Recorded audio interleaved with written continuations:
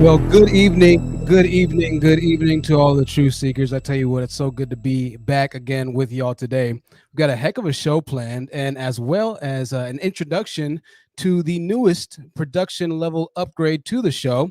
Now we have a side profile camera. Thanks to all of your donations and thanks to all of your contributions to the channel. We are increasing the quality of the Truth Seekers live podcast and live stream. I want to send a huge shout out to you wherever you are right now.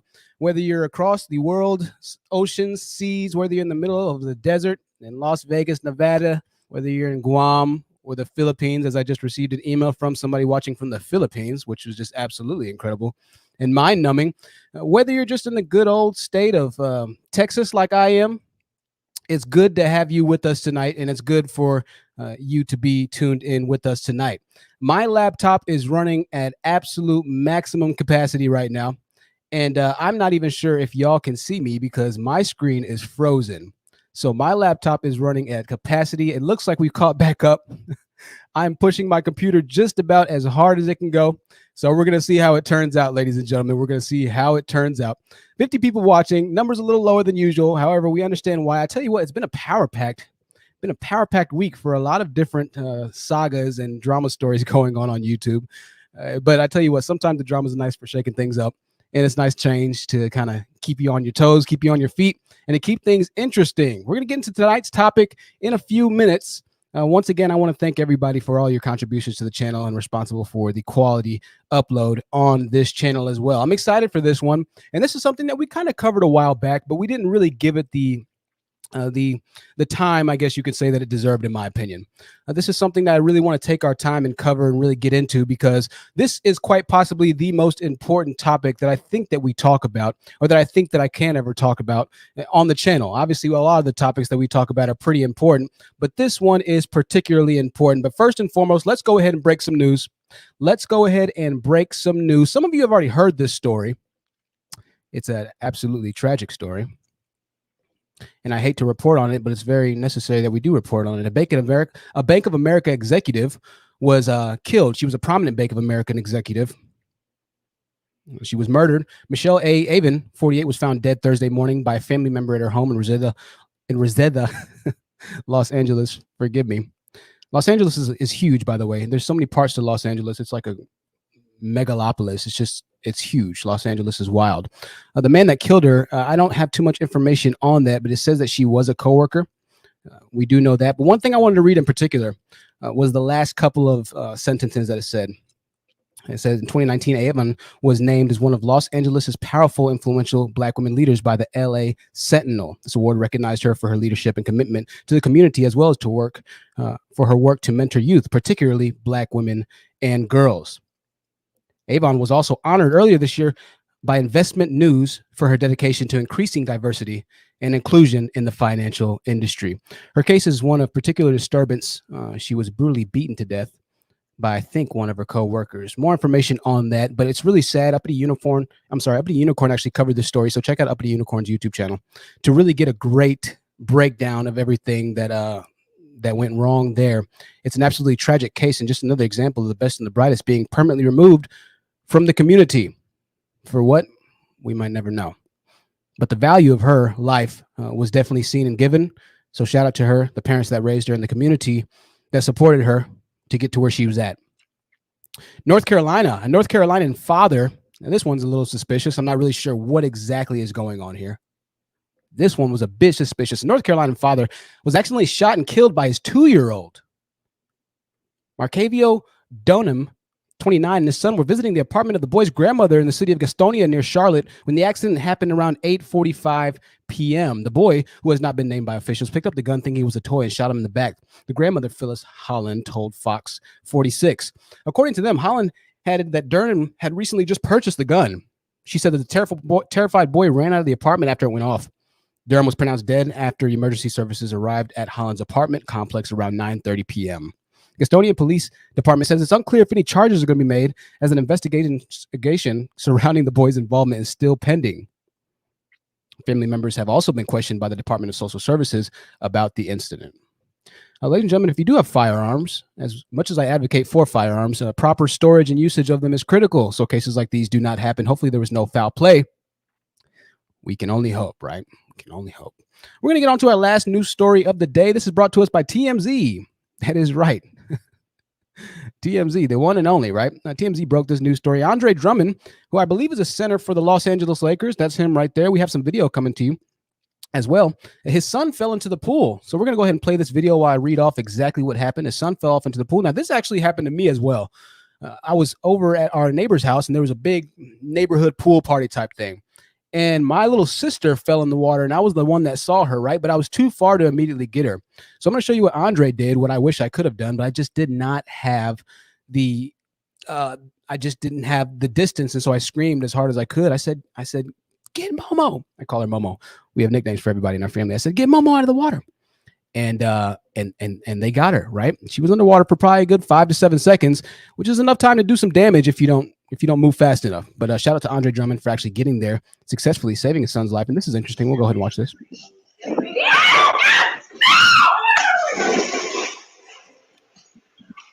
So only a couple seconds.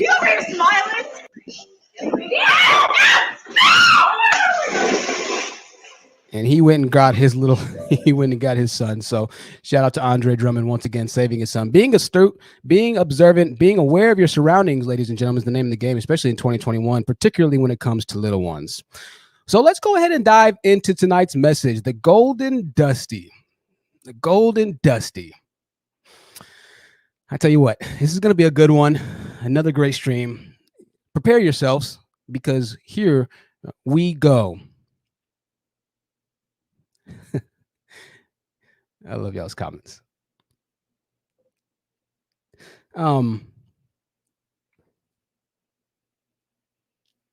ago, I and a few other YouTubers covered this topic in light, but today we're going to dig deep into the Golden Dusty. This is a term that was coined by a YouTuber, Coriander Yander, right? She made this up. Coriander Yander does have a YouTube channel. She made up the Golden Dusty term. And I feel like it's one of the most dangerous types of men that we have on YouTube. To put it plainly, a Golden Dusty is a man that is a high earner, right? He makes a good amount of money. Maybe he's middle to upper middle to very high class, or very high status, right, as far as earnings go. But he's low in value. Now, I wanted to kind of talk about the Golden Dusty because we've been talking about value, all right? We just had the live stream of black males who have little to no value, or most black males have no value, right? And I wanted to kind of stay in this value realm because it's really important to clarify value in every essence of the black community, or where it lies or where it doesn't lie, right? So we're going to go back to this definition of value once again, okay? Now, we covered the first two parts of value, but that wasn't the part of a noun describing value, right? So a person's, how a person, what a person can give, what their worth is, their usefulness, right? But what we're going to cover in this live stream is the actual verbiage of it, right? Now, this is different. There are two different expressions that we can be using to context the word as a verb in this case. The number one is estimation of monetary worth, the value of something, right? And number two is the consideration of someone or something to be important or beneficial, right? Or to have a high opinion of. Now, the second one is what struck me, right? The consideration of someone or something to be important or beneficial, value. Now, do we consider a large percentage of black males to be beneficial in this case, right, to the community? Do we have a high opinion of a lot of the black males in the community? Most of us don't, right?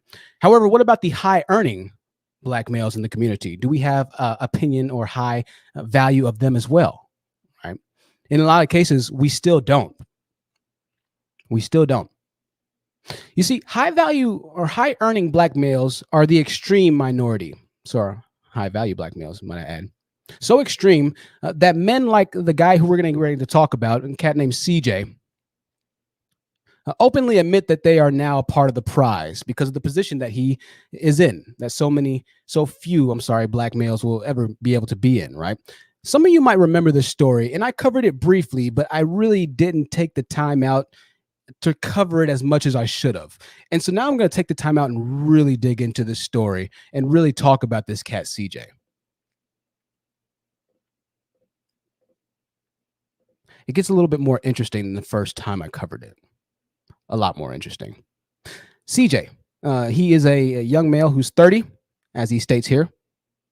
under 30 with 2 degrees, young and single, no criminal record, no baby mama drama, and heterosexual.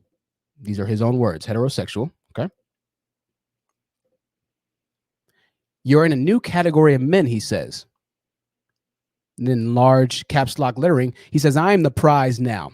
And if you're listening on audio, he's showing himself flexing in his graduation robes, cap and gown, and everything like that. And I think that's awesome. Listen, I'm never going to hold a brother from graduating college. It is extremely difficult to do, and I will salute him for that. But we have to really dig a little bit farther into what CJ said beforehand and after these tweets, because that's where things start to get really, really, really, really interesting here. CJ is a black male that, by his own admittance, I cannot talk today, is a unicorn, a rarity in the black community. Yet his mindset directly reflects a large portion of the black males who have the potential or who do actively earn high salaries. Let's take another look at CJ, because there are a few details that I overlooked previously that I was not able to overlook this time. There was an article written on him by CassiusLife.com. CassiusLife.com. Let me share this with you really quickly so you can see the same thing I'm looking at.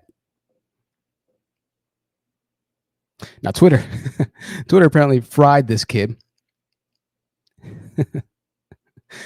And I want to read what they wrote.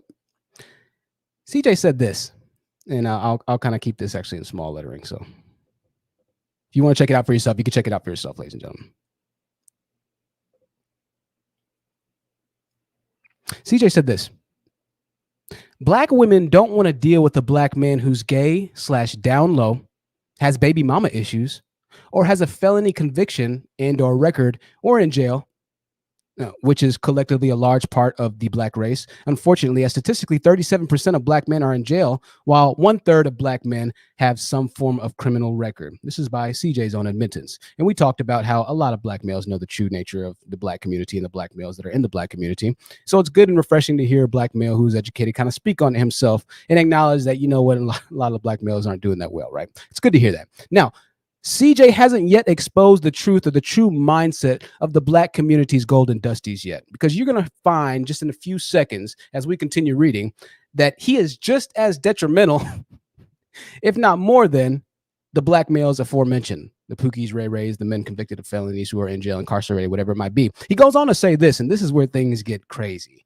This is where things get wild. With this massive criteria that black women don't want in CJ is a Juris Doctorate graduate who's going to law school who still can't type in proper grammatical English. This is his actual words that he's typing right here. I'm just going to read it to you. I'm just going to read it to you the best I can. I understand he's probably typing fast, though, but this is the exact quote. With this massive criteria that black women don't want in when dating a black man, they have essentially drastically limited the dating pool of viable black men that the majority of black women are currently after, which means everyone doesn't get picked. And statistically, this is all one sentence. And statistically, 70% of black women go unmarried. Then he goes on to say, you see where I'm going here, ? Let's go ahead and go back to this first sentence, because I want you to hear something. He started off by saying this: with this massive criteria that black women don't want in when dating black men, they have essentially drastically eliminated the dating pool of viable black men. What are these drastic requirements that he speaks of that black women were wanting? Well, he just got done saying the drastic requirements, and I want you to hear this. Previously, he just said black women, and let me share the screen again.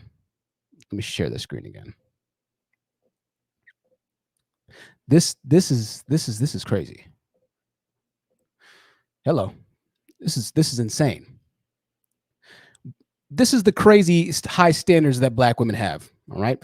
Black women don't want to deal with a black man who's gay, down low, has baby mama issues, or who has felony convictions. That's the massive criteria that black women don't want.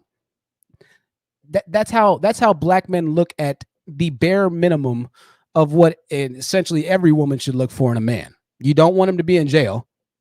You don't want him to be a criminal, and you prefer for him not to have any drama that you have to walk into a relationship with. But this is seen as mass criteria, right? Goodness gracious. With this massive criteria that black women don't want in dating black men, They have essentially drastically limited the dating pool of viable black men. No, black women didn't limit the dating pool of viable black men. Black men did that to themselves. So you can't be upset at black women for wanting a black man who's not in prison, who doesn't have children or baby mother or mother of the child issues, right? There's nothing wrong with that. But of course, that's massive criteria in a lot of these males' eyes, right? Just wanted to point that out. Let's continue on because it gets much more interesting. The collegiately educated potential high-earning males describe black women's massive criteria as not wanting to date a black male that is homosexual, has baby mama issues, and is a felony conviction. Once again, another instance of black men chastising black women for doing exactly what they tell black women to do, choosing better man or choose a better man, right? But of course, yet again, black women are damned if they do, they're damned if they don't. Now, according to CJ, if you want a man that doesn't have felonies, isn't gay, or an irresponsible parent, then you have a massive criteria list. God forbid you want a decent black male, once again.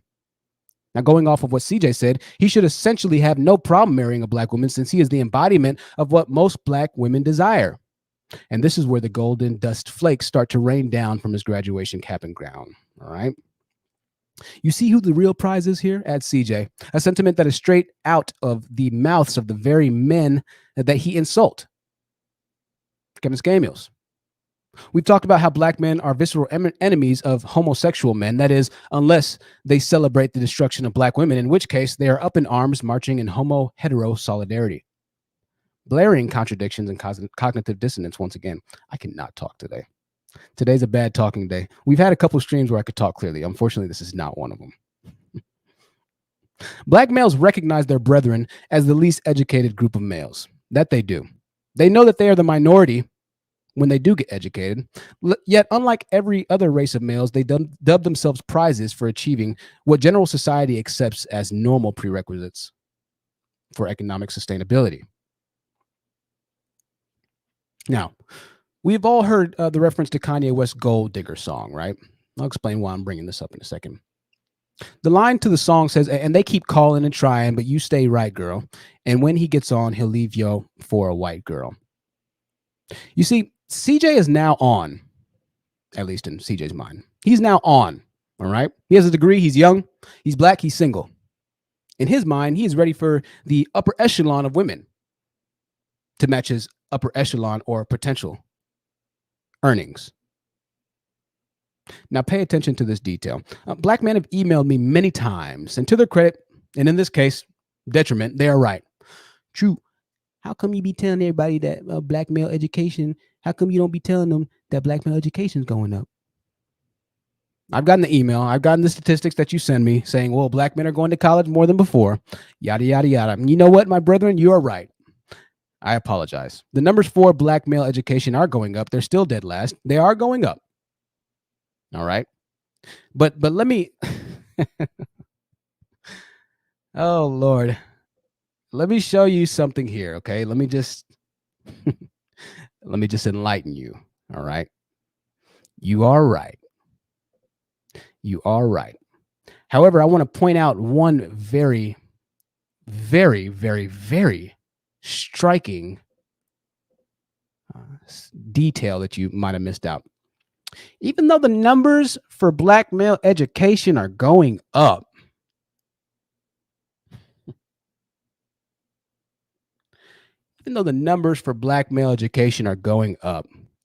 African Americans are the only racial group in America whose households are making less than they did in the year 2000. Jesus. Oh, let's get into it, ladies and gentlemen. You heard it right. African Americans were worse off financially, reports the Washington Post. In 2016, African American households, that is, were worse off financially in 2016 than they were in the year 2000. The median income for an African American household was about $39,490 last year. According to the U.S. Census Bureau data released this week, this was, of course, in 2017, but mind you, the numbers are showing that they're just as bad, if not a little worse today. However, it was about $41,000 in 2000. African Americans are the only racial group the Census Bureau identifies that have been left behind. White, Asian, and Hispanic households have all seen at least modest income gains since 2000.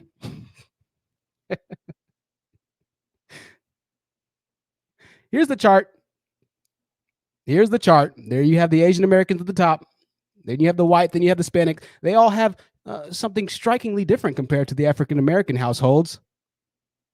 And you know what's sad about this? If you look at this chart right here, and if you're watching on, or if you're listening on audio right now, if you look at this chart, it's not just a small difference between the next level comparison as far as household economic growth. It's not a small difference. We're talking about a difference of more than double. Well, nearly double. I'm sorry, I can't do math. Nearly double. It's not it's not that we're maybe, a third of the way there in comparison to Hispanics. No, we're nowhere close. Right? Oh, it gets worse. It gets much worse. You see, this is why I'm very cautious to really make sure that we don't equate value to economic earning. We don't equate value to money, to how much money you're making, because the two terms are very different from one another. Very, very, very different. There's no reason why, if more Black males are getting educated, more males who have the potential to marry and increase the dollar circulation within the Black community, that the Black community's household earnings should be declining. That doesn't make very much sense to me. But I did some more digging, and I realized why this was the case. I did realize why this was the case.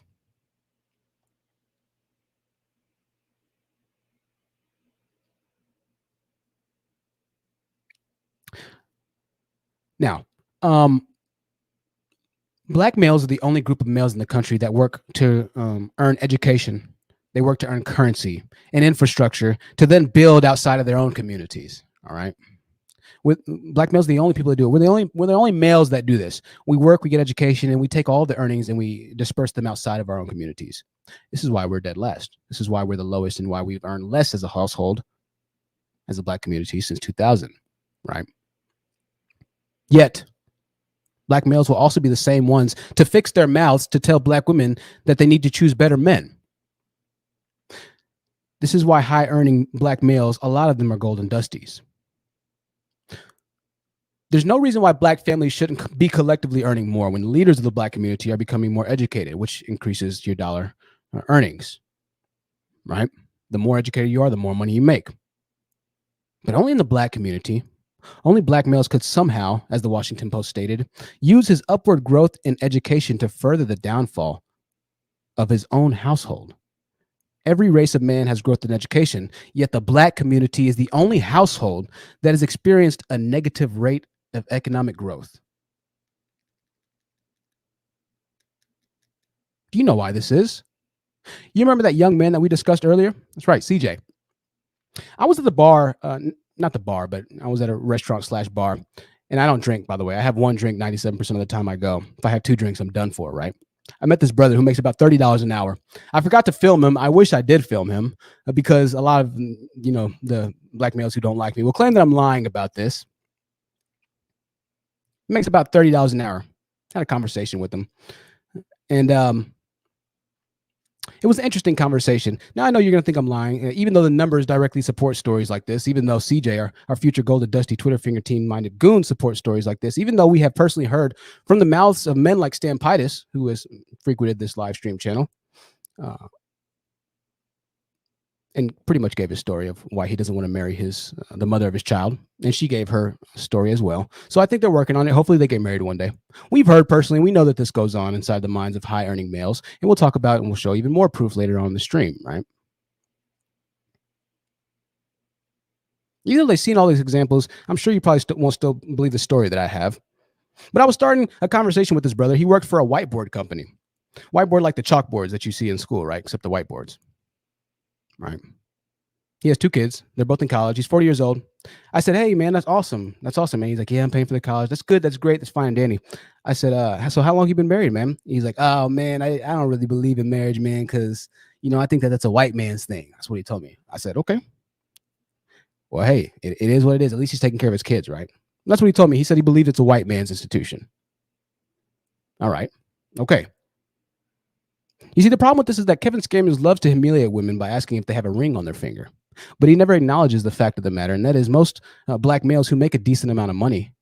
When I say decent, I mean upper median to upper large. Most of them don't seek to get married. I'll show you videos of that later. This is why sometimes black women have stories, like Stampitis and this girl, of being with their significant other for 5 or 10 years. And when men ask why did you stay with them so long, stories like Stampitis's come to mind. She's hoping that eventually he'll marry her one day. She's hoping that eventually he'll realize that they have been together for X amount of years, and she's fulfilled her roles as the submissive wife, right? And she's deserving of having the ring on her finger, when in reality, it often works against them in the long run. Many women don't realize that they're playing right into the high-earning black males' games. Just like Kanye said, the second he has another option, a lot of the times with their preferences, as I've heard it called on many divestment channels, he'll leave her and move on. And of course, when she calls into Kevin's show, she's met with a marry before you carry line. I'm going to show you why this is utter nonsense. These videos you're getting ready to watch are pretty telling, and I want to give a huge shout out to the men who were pretty honest in these videos here. I found a panel, and these videos were done a few years ago. And this panel went on to kind of break down how black men look at marriage and commitment issues and all kinds of different things like that, right? These guys were high-earning guys. You know, they were high-earning guys. So they did okay for themselves. They're not your typical traditional Pookie and Ray Ray guys. And the way that they spoke about marriage was very telling, right? It's very telling. We're going to play a quick video from this really quickly, and then we're going to go ahead and continue on with our message here. This will get interesting.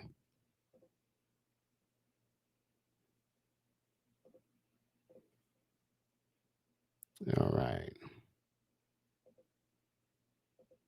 And I know the video, the audio might be a little quiet, guys. Hopefully it's not too bad. I was told to download this Google Chrome extension. I forgot to do it until just now, of course. So bear with me. Hopefully it's not too bad, y'all. All right. Sorry. Are we all single, not in serious relationship guys? Are we afraid of commitment? I've been. Okay. I mean, let's dig deeper on that. For multiple reasons. Like for me, I'll say that I had. Now let's go ahead and pause here. The guy you're looking at right now, his name is Timon. All right. His name is Timon. Now he's an actor. He's got a website. He's in apparently some pretty big shows. All right. Bring up his website really quickly here for y'all. He is what you would pretty much call a high value guy, or a high earning guy, I guess you could say, right? In this case, not necessarily high value, high earning. This is his website. Actor, model, author. There's the movies that he's been in. You know, he's doing some work, right? He's doing some work. Apparently, he's educated as well. He graduated cum laude with a bachelor's degree in communication. Multiple corporate and personal clients retained his artistic talents. Soon after, Timon joined our journey to California, where he honed his craft and pursued his dream of being an actor. And he's a working actor. He's not just an actor, right? He's a working actor. All right. That's a little bit of the background of this guy here. And I'm going to play a little bit of the video, and then we'll continue on. All right. We'll continue on. But we have to play a little bit of this before we really dig into it for what I have to say to make sense. All right. So let's continue on with Timon here. Hear what he has to say about marriage. Of examples growing up to look at as far as relationships, whether married or, you know, engaged or dating or what have you. And it led to a lot of confusion because I saw a lot of now I'm going to go ahead and pause right here, and we're going to fast forward to another part of this. All right. I'm going to fast forward to another part of this. Bear with me. Bear with me. 605.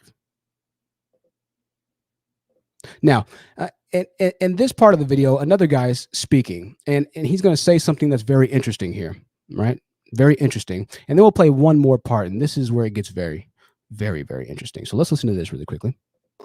There was a lot of my friends are single parent come from single parent homes. So that was something that was the norm, you know. And then, you know, there were those few families that did have the full household. You had the mom, you had the dad, grandparents there, you know, uncles, aunties, cousins, and brothers. That was beautiful. But I didn't know, I never saw really how to get there.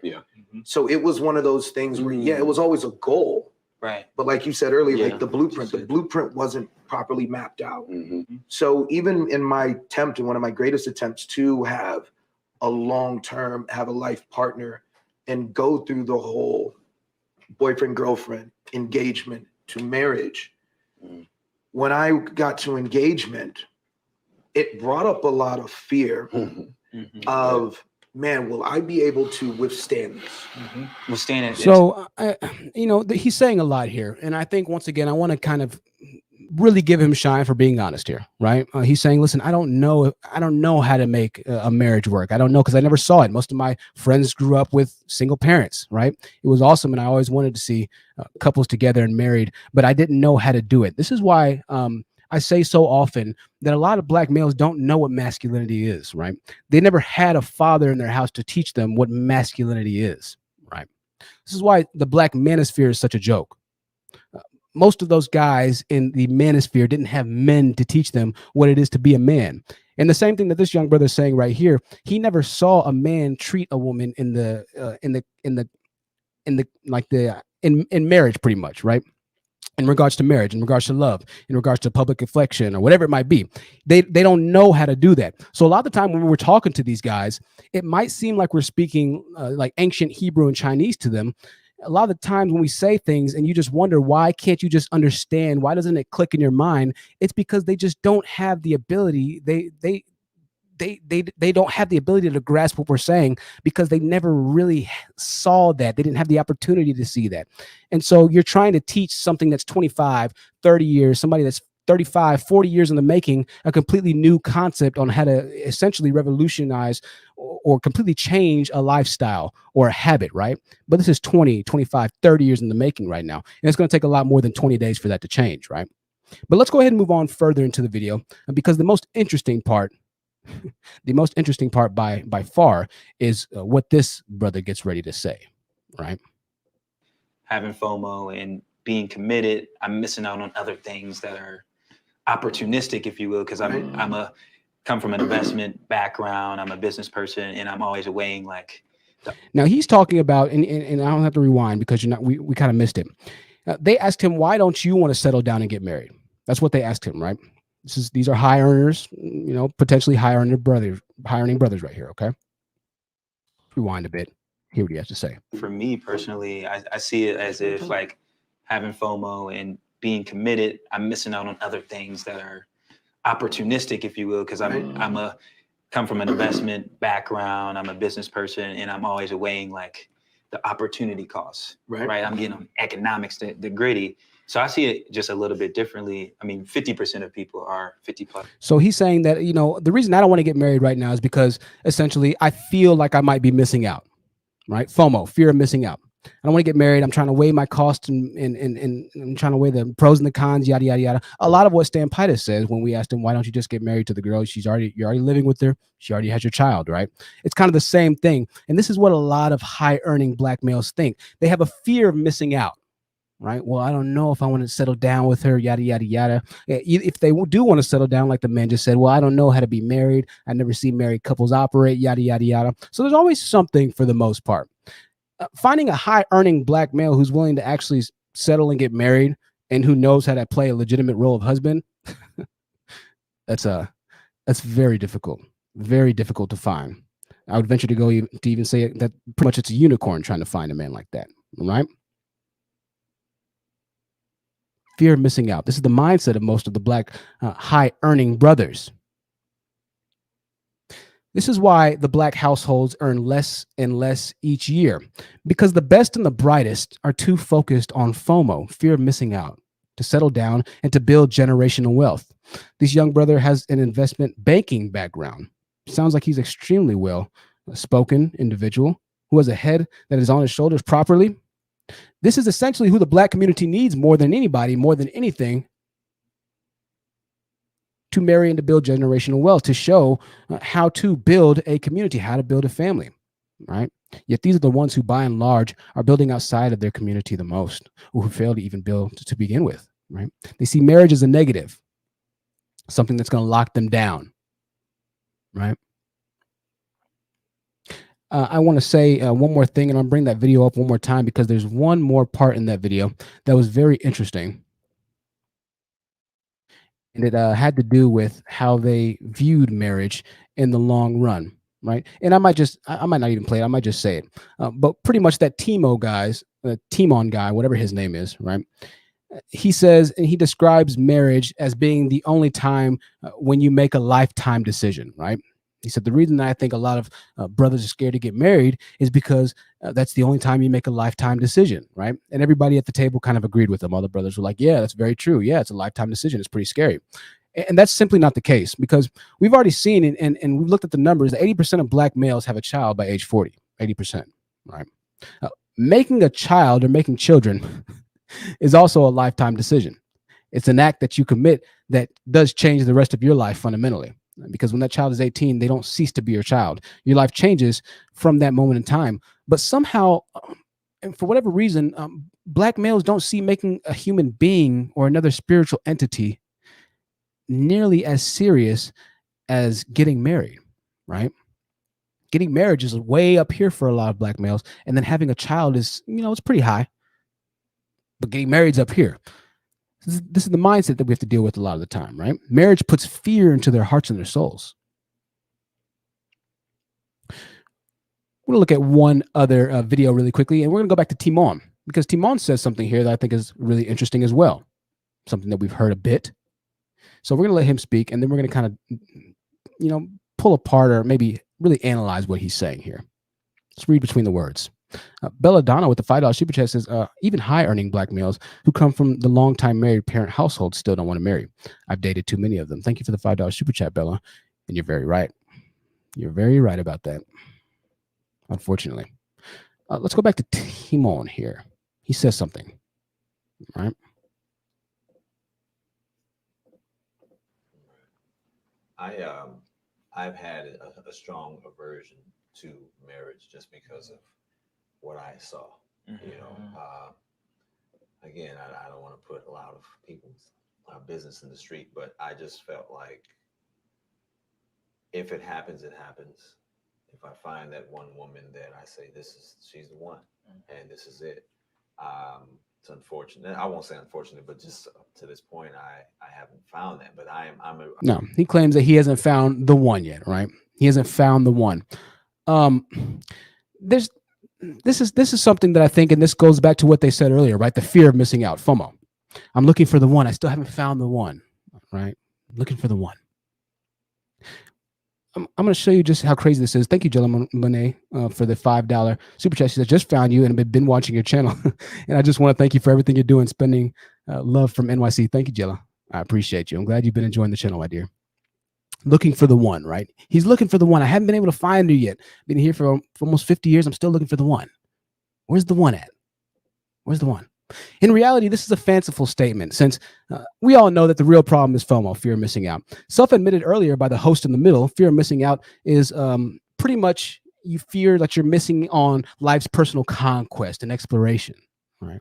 This is prevalent in Black males of higher economic status because of the overall lack of resources within the Black community. So growing up in an environment lacking in economic infrastructure lends one's mindset to achieving success, essentially, to run away from the very community that chastised them for 18 plus years.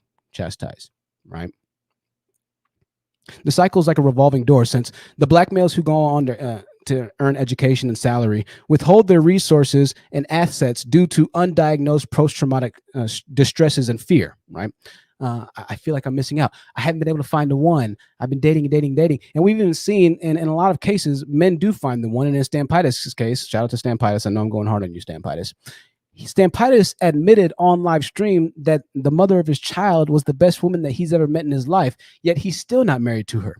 But you know who Stampitis did marry? He did marry the Latina woman who essentially drug him through the mud, and he admitted this on live stream. He did marry her, and he was married to her for years on end. So it's not really that they need to find the one. That's an excuse, right? That's an excuse. There's something deeper going on there, right? Because there's no way in a lot of cases, in brothers' cases, they admit that my baby mama, she's great. She's wonderful. She's been with me for 10 plus years, yada, yada, yada. She's been wonderful. She's taking care of the kids. I'm not on child support, blah, blah, blah. And they're still not married. Why?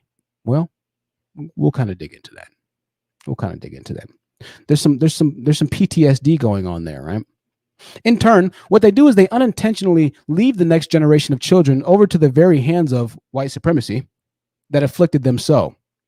If the highest earning men or the leaders in the Black community marry out or choose to never build generational wealth through bloodline, marriage, which is the medium of white family generational wealth building, right? This is how you build wealth.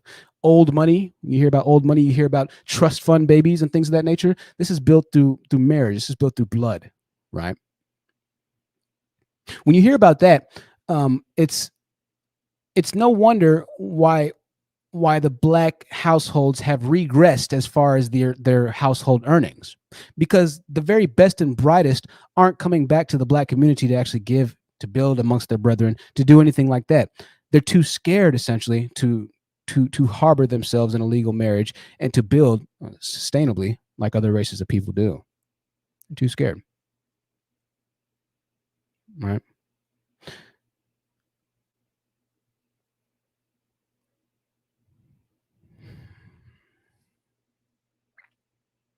This is another reason why I advocate for more Black males to go to counseling, in comparison to their counterparts, right? We really need more Black males because essentially the burden of leadership, especially amongst those who are in the severe minority of high earning Black males in the Black community, it cannot be carried with scared or fearful shoulders. What do I mean? I'm glad you asked. I'm glad you asked. I'm going to show you something really quickly.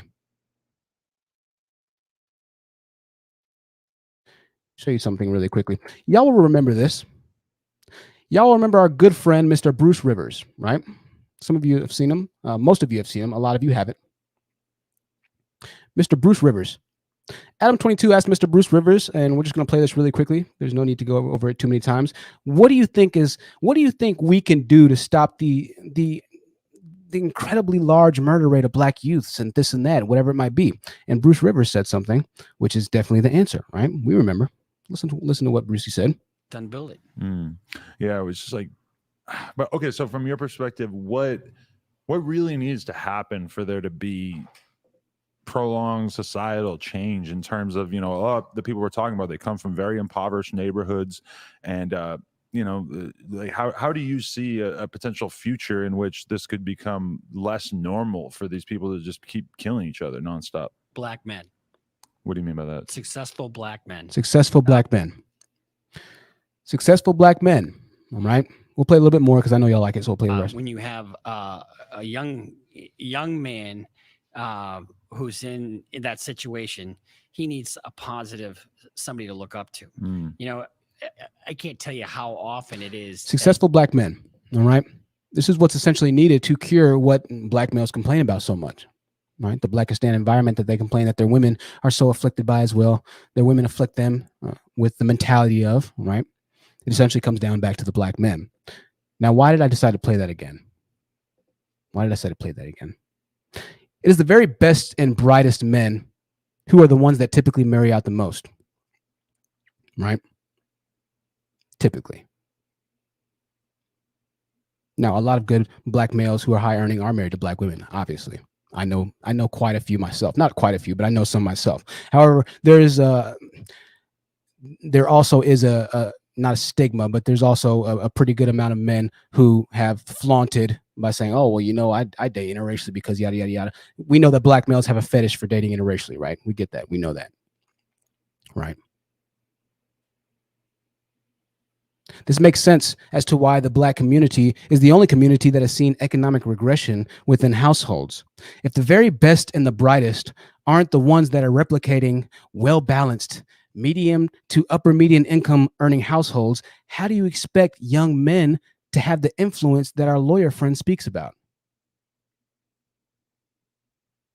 All they're going to have examples of is average to below average dusties and degenerates to base their model of life off of. So going back earlier when we watched that guy saying, man, all my friends when I grew up in Compton were from single mother households. And when I wanted to actually get married, when I wanted to get engaged, I was too scared because I didn't know if I'd be able to actually fulfill the typical husband spot, whatever it might be. I think that's a bit of a BS excuse, but maybe he was being sincere. Maybe he actually thought that, you know what, I don't think that I'll be able to fulfill my role here. Sorry, I messed up on my transition there. Maybe he thought I won't actually be able to fulfill my role here. Maybe he really did. I think that might be a legitimate concern, right? I think it might be a legitimate concern. However, when we don't hold the dusties accountable, when we don't hold the golden dusties accountable for continuing to spread essentially what the Black community has the least of, which is economic wealth, resources, and infrastructure, when we don't really spread the word of the golden dusty and just how detrimental they can become, then the cycle of ignorance perpetuates perpetually. What do I mean? I'm glad you asked. I'm glad you asked, ladies and gentlemen. I'm glad you asked. Watch something right here really quickly. And thank you for that $10 super chat. I'll read it right now. Just give me 1 second. I'll read it right now.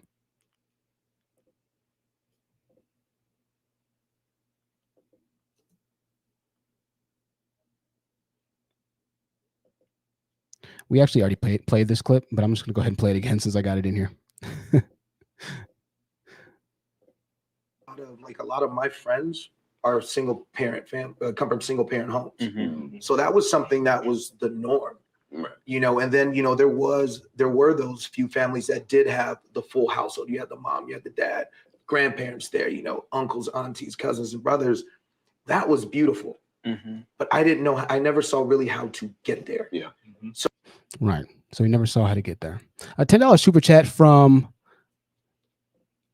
Brown Bunny 04. Thank you, Brown Bunny 04, for the $10 super chat. I appreciate you, my dear. Good to have our contributors in the building. Now,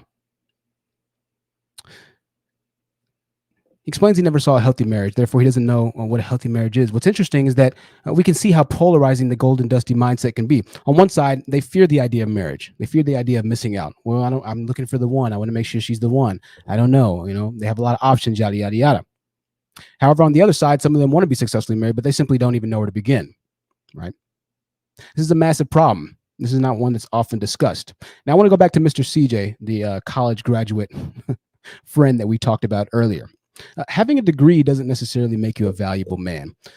And this is why. If you don't pose the qualities and traits needed to be one of value within your community, if you don't pose the traits needed to actually go forth and teach the next generation on how to be men, how to build, how to unify, how to have progressive thoughts and emotional balance and emotional fortitude and everything like that, if you don't have any value outside of the money that you earn, it lends itself over to a low value, high earner or a golden dusty, right? It's not all about the money. If you don't seek to link with other like-minded men and women to build up your community, if you don't do what other races of people do, i.e. build businesses for your future generations and community, if you don't seek to teach or to pass down knowledge to the next community, this is what valuable men do, right? And I want to say something else. I have to address this too. Simply being a married man also does not make you a valuable male either, right? Marriage is far more complicated and nuanced than that. So many times I think it's just the argument, and Kevin Samuels just focuses so heavily on, oh, do you have a ring on your finger? Oh, where's your ring, right? Oftentimes it's the ring or it's the symbol of marriage that's really perpetuated as success.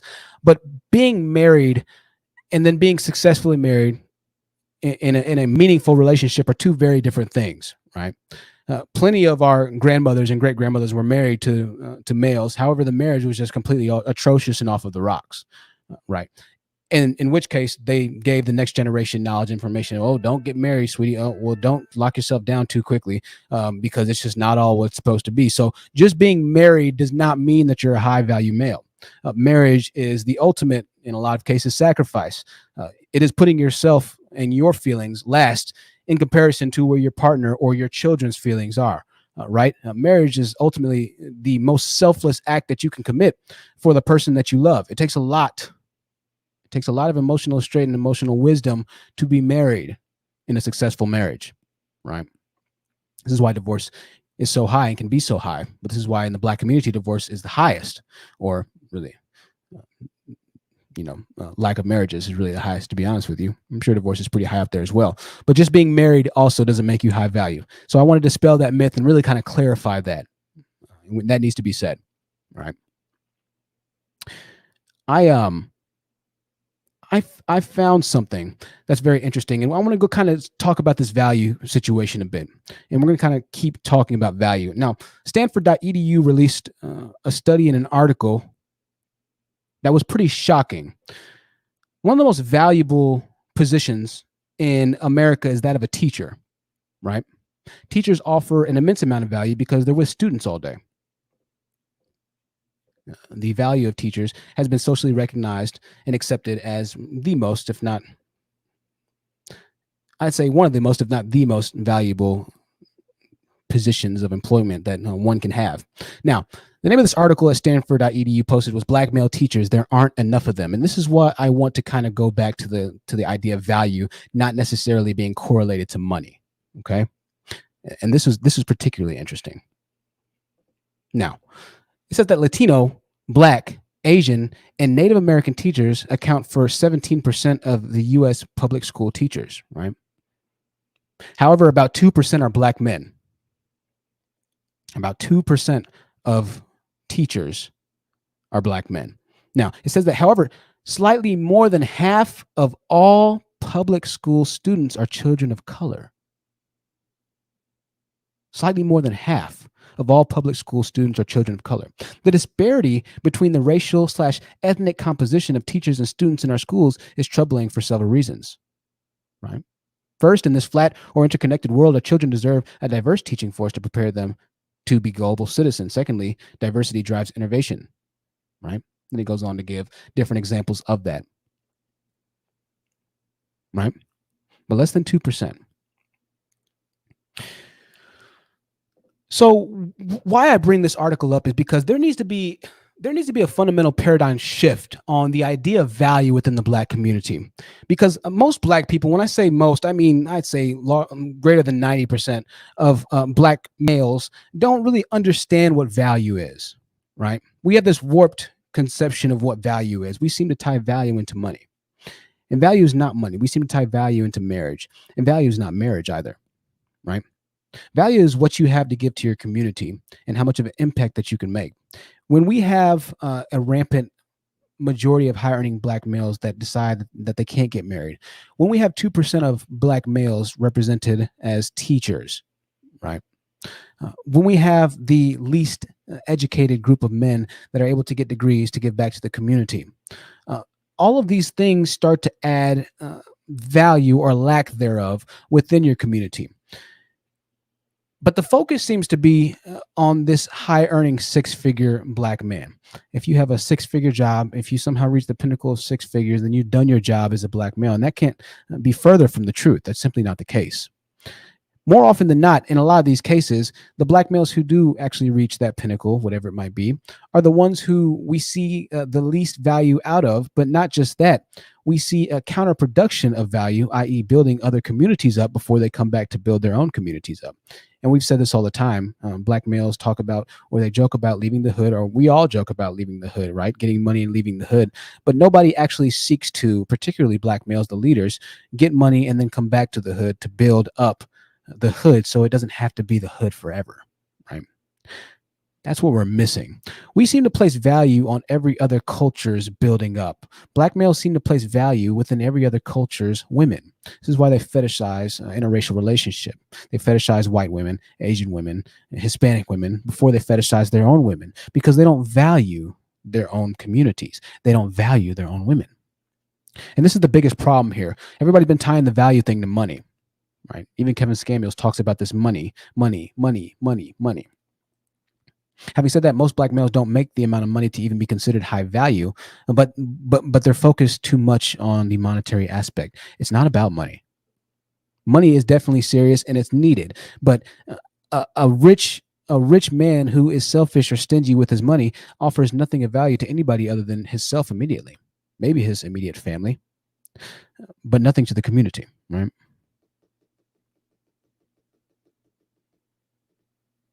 I'm reading some comments here. Give me 1 second.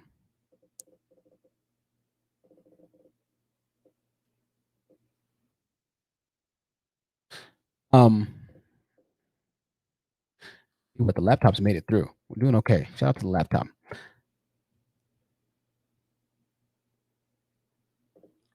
Shemak says Black women grow up in the same single parent, poor homes, and don't avoid marriage and commitment. Sounds like we're well-worded BS on that panel. Yeah, I hear what you're saying there, and I think there is a bit of that. I think it is somewhat well-worded BS, to be completely honest with you.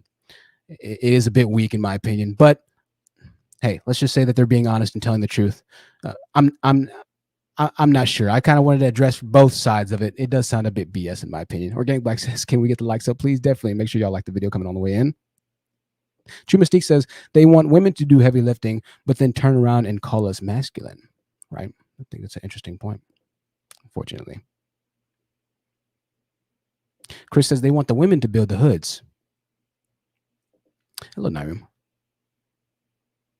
IK says ingrained sickness.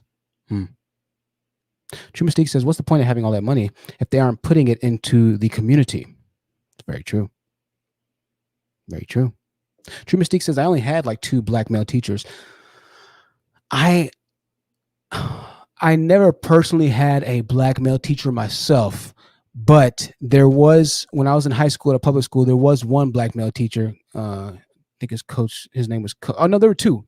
We had 2. Both of them were coaches, but there were 2 Black males who were teachers. One was Coach Smith. The other one was, I forget his name. I think it was like Coach Swearingen or something like that. So we had 2.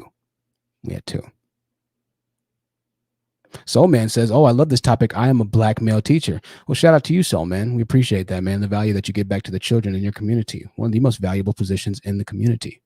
Nice, Soul Man. That's awesome, man. Charlene says, hey, Charlene. Vetted Epiphany says, well, they know how to be dusty. They definitely passed that down generations. It's definitely true. Definitely true. Gordon DeSeer says, Kevin Samuels does not understand the foundation. Absolutely. They're focused on the wrong thing. They're focused on the wrong thing. It's good to make money, and that's important, but it's not all about the money. It's not all about the money. B. Candy says, a ring can be a noose if you don't be careful. It's well said. A ring can be a noose. Lord have mercy. And a lot of times that's what they look for, right? That's what they want the ring to be. They do want the ring to be something that just ties you down indefinitely. I messed up my transition again. I got to delete this transition. I'm going to remove it really quickly. There we go.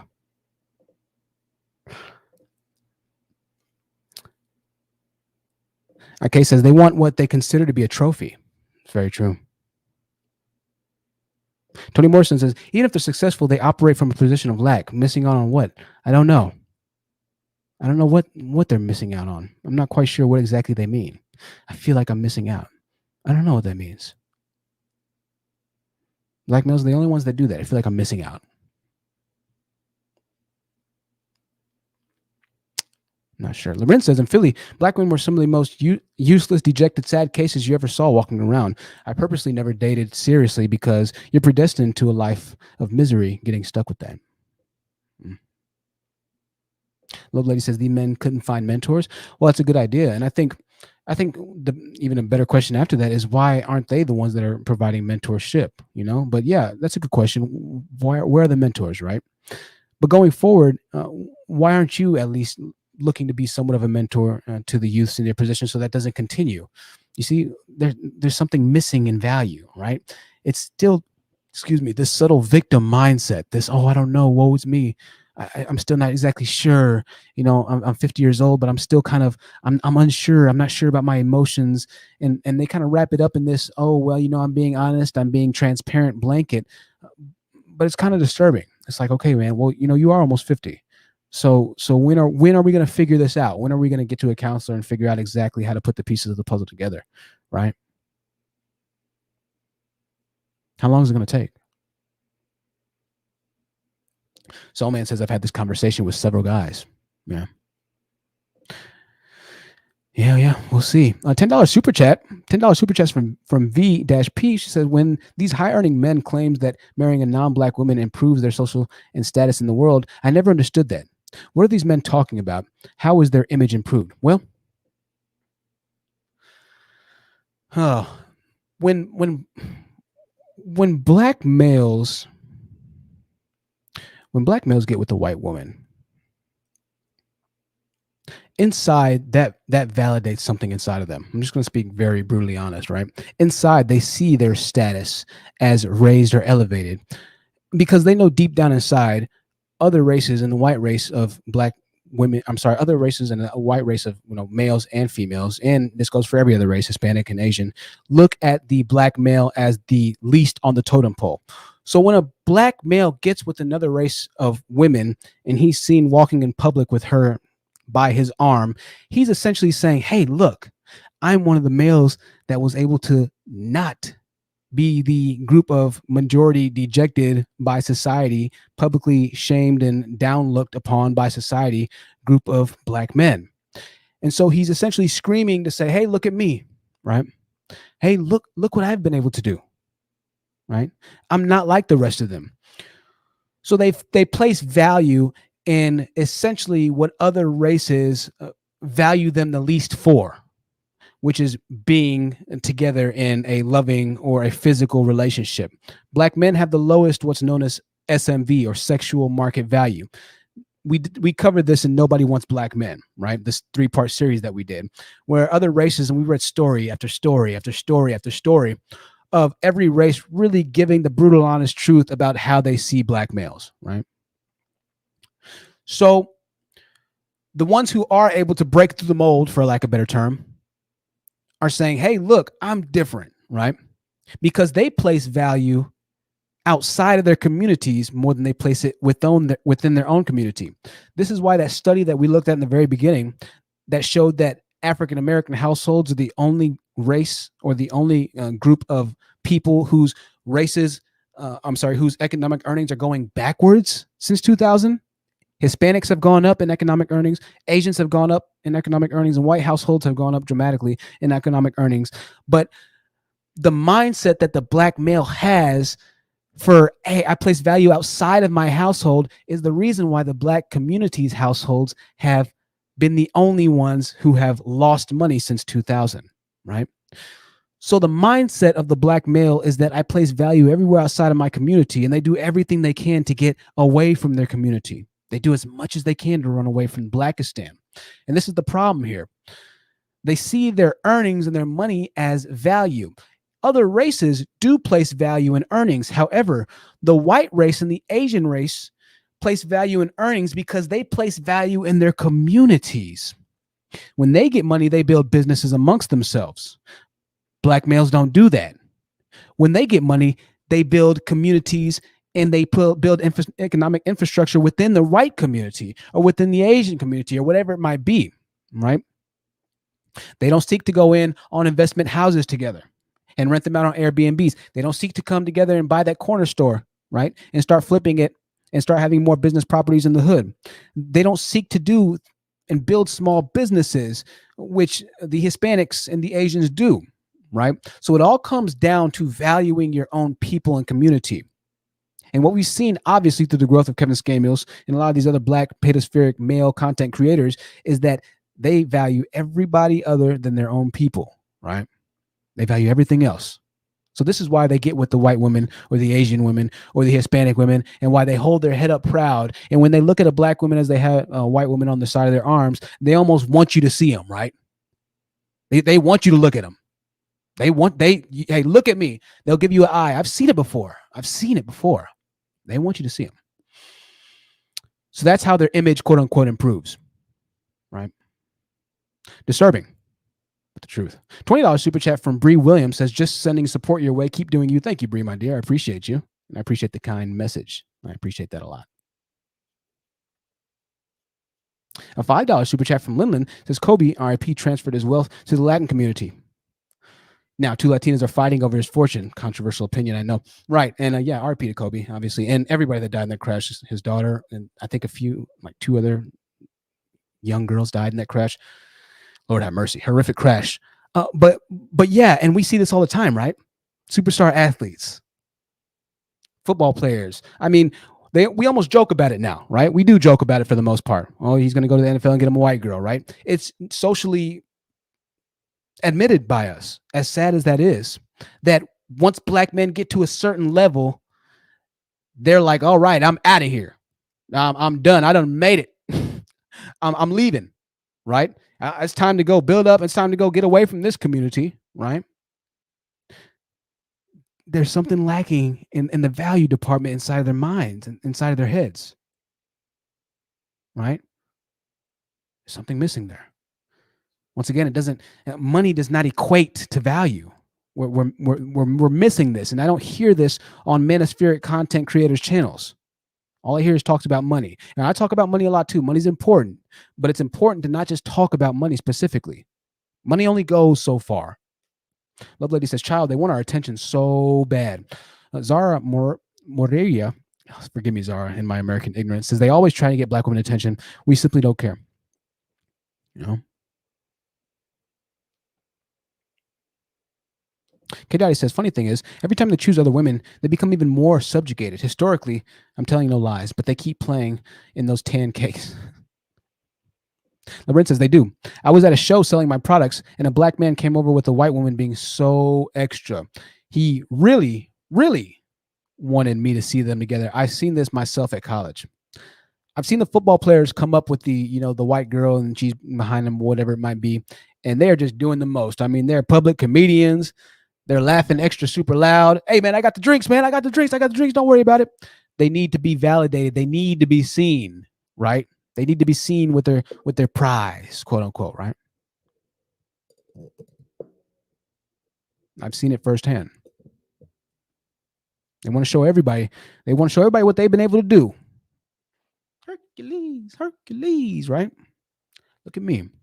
Look at me, my value. I'm better than y'all. I was able to do something that most of y'all can't.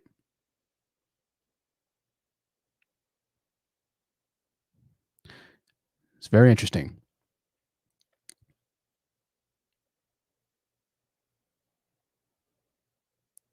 April May says, also on an ego thing, saying, I took your high value women. So who's the bottom one now?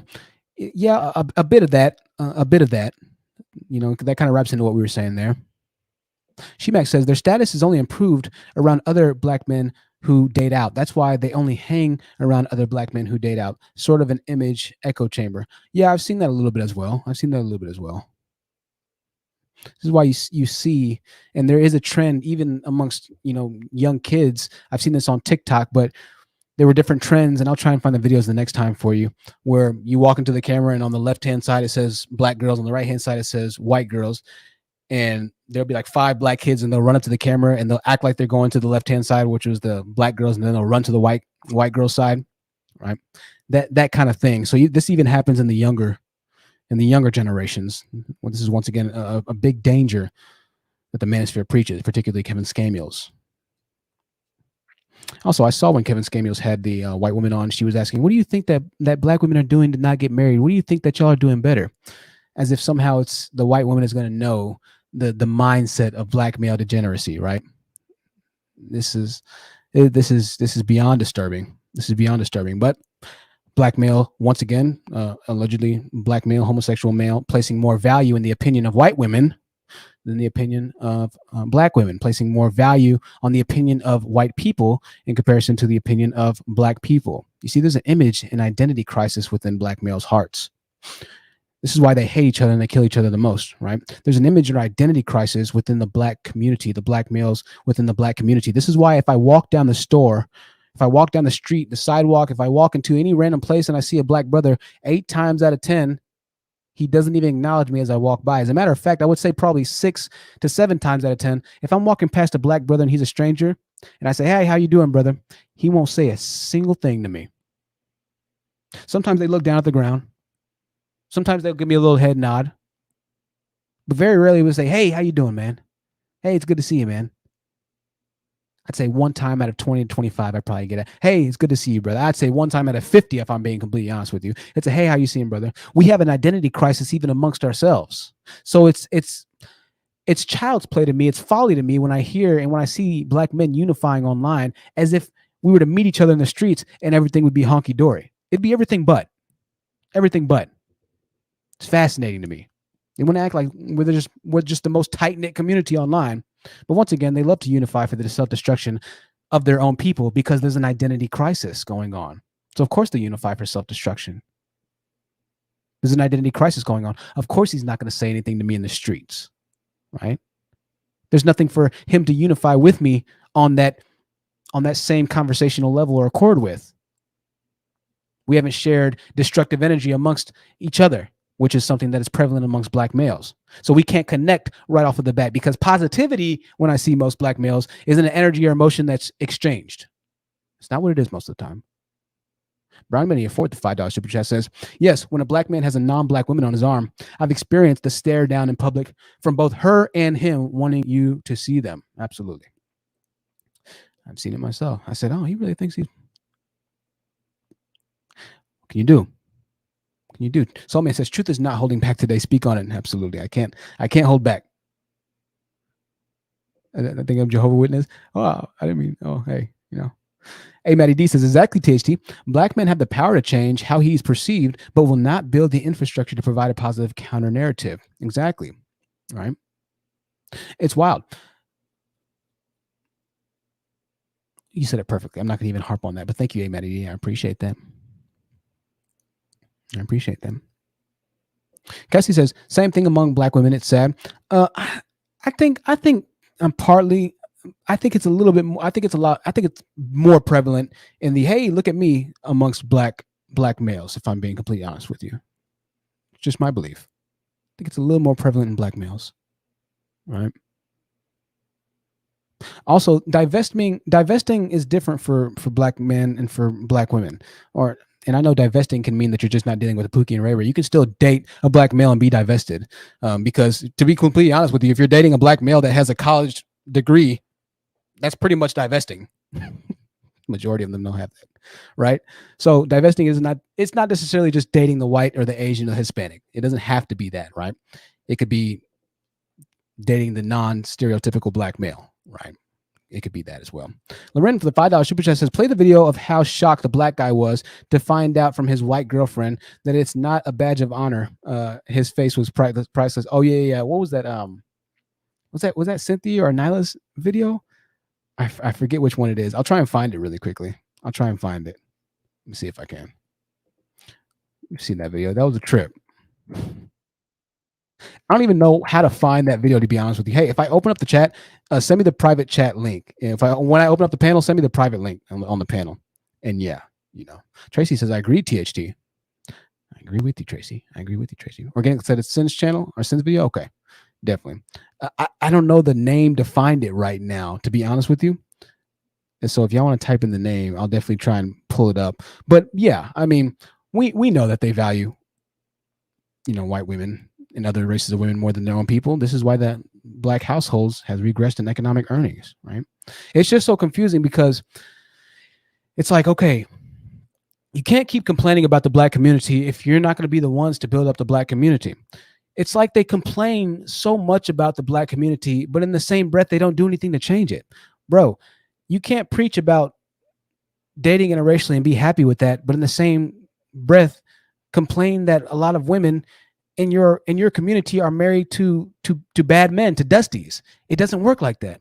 You have to be the ones that are going to marry your women before you complain about your women not being able to marry good men. And this is, once again, the cognitive dissonance that's just so mind-numbing. If Black women get with the Dusty or Pookie or Ray Ray, which is majority of the Black male, because the mindset of value, it's not just the money, but there's a low value mindset of most Black males. If they get with that type of man, they're saying, oh, well, you should have chosen a better man. But then the better man aren't the one that are marrying them to begin with. They're the ones who claim that they're scared or that they have a fear of missing out or they want to date out or whatever it might be, in which the Black women have no chance to actually build up the Black community with, because those men either don't get married or they marry out or they date out, and they end up getting divorced if they married out. We've seen that. But it's a lose-lose situation. This is why I always say, listen, I would understand if most Black males were middle class or upper middle class. They claim that they are. They're not. If most Black males were upper middle class and they were marrying Black women by droves, I would understand a bit more their complaints and their frustrations. I could give them a bit more credence. But that's just not the case. That's not the case. we see time and time again that once they get to a certain level, they're out. Well, you can't complain about the community if you're leaving the community. It just doesn't work that way. The community is not going to build itself miraculously. It's going to take people to build it. All right. You said here's the video. Okay, let me try and click the link. I have to open the stream on YouTube real quickly. Hold on a second. Open the stream on YouTube, and then there we go.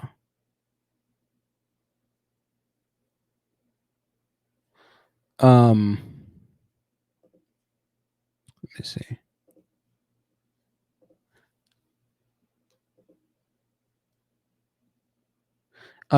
Y'all can. Oh well, let's see. Well, I don't know where. Oh, you said the timestamps there too. Okay, thank you. Hold on. I'm slow right now. Hold on, y'all.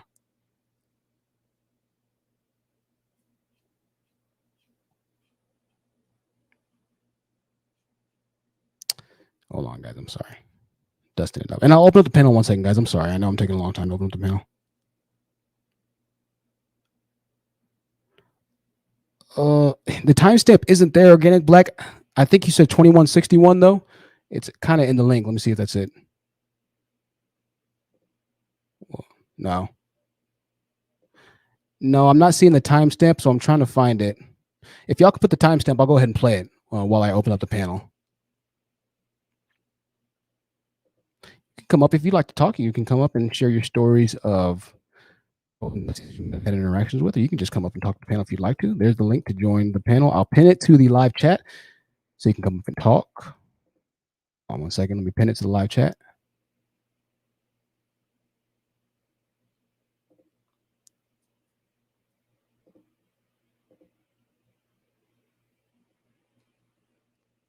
There we go. There's the link. Okay, at the 36-minute mark. Thank you, Organic Black. I appreciate you, my dear. 36-minute.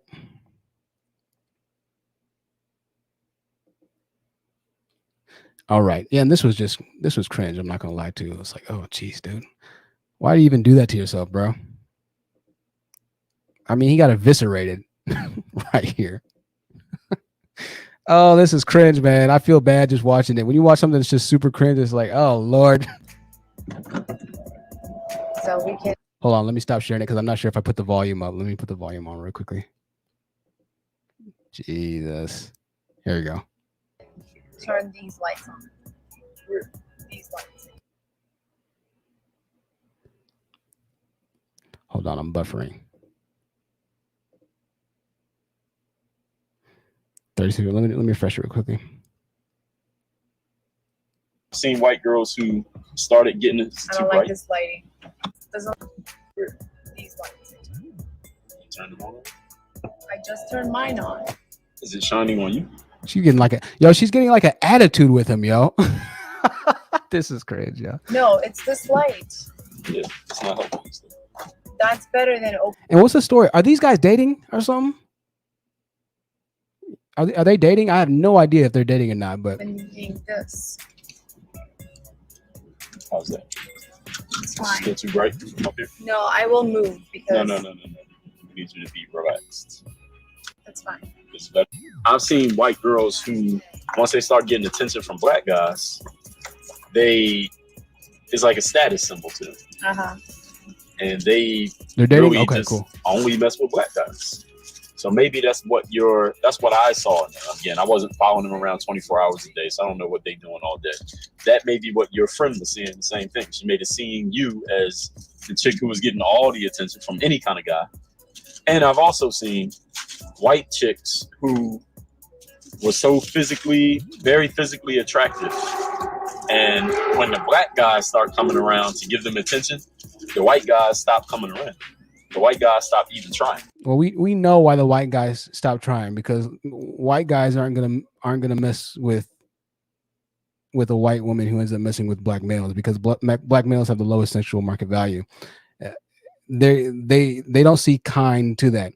Some of it might be partly racism, but a lot of it is just personal insult, because they're like, well, why would you choose the least educated and lowest business earning when you could choose, me essentially, who run America? So they take personal insult to it. And like we saw in the story, hey, That's their reasoning. I'm not saying that some of it's not racist. I'm sure a lot of it is racist, right? Facts are facts, though. You know, don't kill the messenger. Now, again, I'm a black guy. I will see a white girl who's attractive. I will go talk to her. So maybe this is super confirmation bias I'm giving you here, just through my lens of what I've seen. And it's a very biased lens because I'm living this experience. So those are the things that I've seen. Like a white girl who starts getting attention from black guys, white guys is like, okay, I'm not even trying no more because the black guys is here. That's not to say that black guys I've always drawn a lot of attention from black guys and white guys, but I've never had a white guy. I'm just saying it for the context here, for the show. But I've never had those white guys who are jealous and more competitive. Yeah, but I don't think girls. You said. All right. Well, I don't know exactly what the timestamp is, guys. So I don't want to just kind of like play forever. But I mean, at the end of it, he ended up saying, "Well, I think." What did he say? Well, I think that, you know, when the white guy or when the white girl gets to the black guy, her status is raised, and she's like, no, it's definitely not raised, right? So if y'all can find the exact timestamp, I'd appreciate that, but I'm not sure exactly where that timestamp is. I mean, it's painful. You said it's 39 minutes. Okay, we'll try it one more time. Let's go to the 39 minute. Let's see, 39 minutes. You're saying that because black guys are such a small. If you put all the men in one room, black guys is like a small part of the room. Yes. White guys take up most of the room. Yeah. So when you're being noticed by that small group, because it's so small, it becomes kind of like more valuable to some people because it's less. No, I think it's an opposite. I think it's that's so an cringe. opposite effect. Like because of the scarcity. If you grow up as a white girl, yes, and you get attention from black guys, yes. In my experience and all the other white girls that I know, we don't think that getting attention from black guys gives you a status of some sort. If you get attention from the white guys, you do have the status more than if you get attention from black guys. As a man, I'm going to have to respectfully disagree with that. Well, as a woman who gets attention and who grew up in a white culture more than a black culture, I'm going to tell you that getting attention from black guys is not a badge of honor if you're white. Jesus. Oh my gosh, that is absolutely brutal. Absolutely brutal. Yet here you have still, once again, and this is the crazy thing. This is why I say that black males have no identity value. This is why I say what's up to them and they don't say what's up back to me, because they don't see any value in their skin color. They're willing to go so far as to be being publicly humiliated and still trying to tell the person who's a part of a culture and a group of people that he's not a part of, that what his word is saying is more effective on her culture than what her word is, a person who is raised in that culture. How are you going to be a black guy telling a white woman what a white woman's status is when she dates a black guy? And then when she tells you exactly how her people see it, just like all the stories we read on Reddit, you still have a problem with it. But that's not even the problem I have. It's your internal value that you could be okay with sitting there and the woman telling you that. See, as a black male, that would bother me a bit. I would say, well, dang. Moreover, because she doesn't say it from a position of sticking up for him. She doesn't say, well, babe, listen, I understand what you mean, but I don't want to be mean or anything. She just like lays it on him. Like F your feelings, F what you're thinking about. I'm white, bitch, and I know. Like she's saying him, she's like bitching or sunning him, right? For our East Coasters and our Philadelphians who say sunning. She's like emasculating him by saying that. And he's like, oh, well, you know, I'm gonna have to disagree. She's like, no, bitch, you're low value right now. He's like, well, I guess. There's not even any internal value. He doesn't even value himself. Now, I'm not saying you can't date interracially. Obviously, I had no problem with that. When somebody's talking to you like that, when your significant other, the woman that you're in a relationship with, is talking to you like that, that shows that you have no self-worth, that you have no self-value, and that's why she doesn't respect you. And then you wonder why a lot of black women don't respect a lot of black males, because black males don't even have value of themselves. Why do they not have value of themselves? Because they don't value the community that they come from. Well, what do you mean? They don't build businesses amongst themselves. Why don't they build businesses amongst themselves? Because they don't value themselves and their community. Well, what do you mean?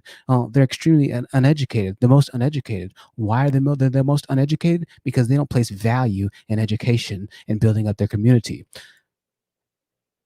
Value is different from earnings. Earnings might place you in the room with your preference, as Cynthia or Nyla, whoever made that term up, might say, or Lexus Exodus.